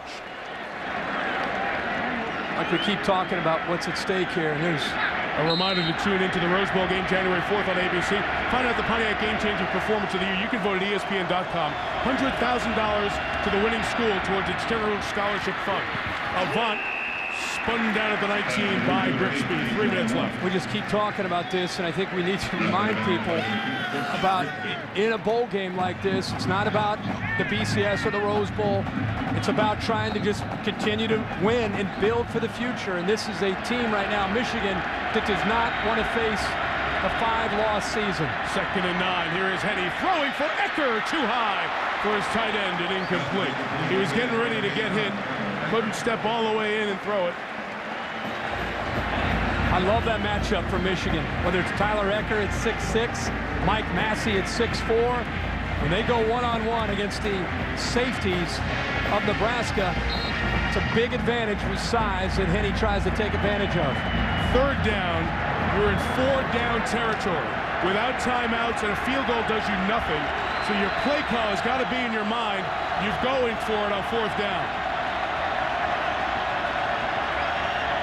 Play clock at 6:05 as Henny from under center looks for Manningham.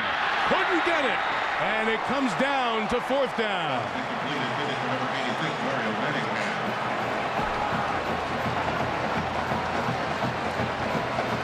Ball was thrown where it had to be. Manningham could not hold on to it. It was a 1st down. This is not the game yet. Nebraska would have to pick up at least 1 first down. But because Michigan had to waste the 2 timeouts because of the incompetence of the replay official, this becomes essentially the ball game. I think Jason Avant at the bottom of the screen is the go-to guy here. 4th and 8. Will Nebraska bring some heat? Henny looking, throwing toward Manningham, incomplete. Michigan wanted a flag on Bowman, who made a great defensive play, and the Nebraska defense, the story of the 2nd half, comes up with a big play. Again. Mike, that play looked like the play to beat Penn State. The quick slants, both on the outside. Manningham, you remember, made the play to beat Penn State on the final play. Henney goes back to him again. Boy, looking at that in her replay, it's the left hand hooked. The right hand, we were caught up in the right hand coming around to deflect the ball, but meanwhile the left hand of Bowman comes around to lock down Manningham. Rough night tonight for the Crew. Michigan out of timeout, so they must stop Nebraska. As you get the run there for no gain, 2nd and 10 coming up.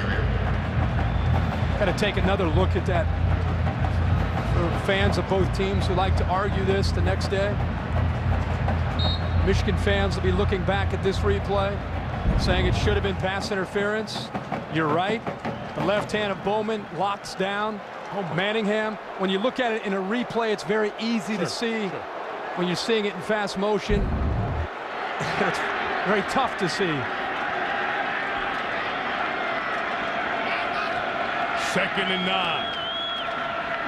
Ross up the middle, runs again. The next snap will probably come at about 1:07 or so. Nebraska probably take it down to about 25 seconds or so here by the time they have to punt, if they end up not getting a first down. Our Capital One player of the game, Zach Taylor, 14 of 31. Great performance from Corey Ross in his final game, but all the hits Taylor took, terrific job of leading his team through. He's our Capital One player of the game. 3rd and 7. If they pick up a first down, the game will be over. They run the toss with Ross, who looks and just comes up 3 yards shy. 1:07. They'll probably mark it to play with 57. Probably have to kick the ball around 32 seconds left. Anybody seen Braylon Edwards around? We could borrow him for these final 30 seconds. Making those big catches. I don't know what they're waiting for to blow the ball ready for play. The ball is sitting there. I don't know what he's waiting for. I got to tell you, this is one of the poorest officiated games I've ever seen. The ball was sitting on the 26-yard line for 10 seconds, and these guys are looking at each other. So now Nebraska will be able to punt it away at about 18 seconds, leaving Michigan a shot or two at the end zone, depending on the return. At least it's been consistent. I mean, it's been from the start to the finish. The ball was sitting on the 26-yard line. No first down markers had to be moved. 8 seconds, maybe 10. 10 seconds. Well done in clock management. The play stopped with 1 minute and 1 second left. And you have to give a reasonable amount of time to stop the ball, to spot the ball. But once the ball was down, usually you kind of blow it ready for play. They were leisurely in doing that. So with 18 seconds left, Michigan has to figure out, with a guy like Breaston, you probably put the return on from a punt situation. Mike, Michigan, regardless of all the calls. Yes. You go back to this game, you think about 28-17. And you think about what's at stake for Michigan, what they're trying to do. It's a bowl game. You're up 28-17. You've got all the momentum in the world. You're dominating Nebraska's offensive line. And you lose control of the game. I mean, you could talk about the bad calls. We can go into that forever. The bottom line is Michigan had opportunities here to pull away here in the second half and secure it. This has been a problem for them throughout this year. It's an ongoing theme. I'll go back to what we said with 8 minutes left. Both sides of the ball said, we want the opportunity to finish, because it was what kept them from an even better season, and they clearly have not on both sides. And Nebraska has, and I give a lot of credit to Bill Callahan and this offense for realizing we've got to run the ball to succeed in this game. I think Bill did a brilliant job here in the second half with his play call. Made the adjustments that they had to. Defense gave them the ball back, and then they capitalized. 18 seconds left. Michigan sets up a return. A great kick by Cook. Breaston will have to make it happen from the 16. Up the middle of the field. Breaston tripped at the 37. What a play on special teams by Dane Todd, that 4-0 student who starts at fullback. He saved Breaston from kicking it into a fourth gear after the 62-yard punt. The only way Michigan, realistically, you would think, has a chance, Mike, as you touched on, is for Breaston to make the big play. Remember Rocket against Colorado in a national championship game? We returned it, they called it back. It had to be one of those kind of moments. 7 seconds. Do you try to take 10 or 12 yards before your shot at the end zone? Without any timeouts, I think you do. I think that's a good idea. You hit an out cut, try to get it to realistically give yourself a chance. You see there's a safety back at the end zone. 64 yards. I think that's about the length of the Cordell Stewart pass against Michigan. Henne is sacked, got rid of it. No sack was called. It's incomplete with 2 seconds left. He got rid of it on the way down. I know we only have 2 seconds here. Let's jump ahead and assume Nebraska holds on here. Right. We're not going to have time to talk about this. I just want to congratulate Bill Callahan. Absolutely. And for fans of Nebraska, look to the future and be excited, because this win, you cannot put into words how big this win is for Bill and for the staff and for the future of where they're trying to take this program. Congratulations to Nebraska. 64 yards in one play. 2 seconds left.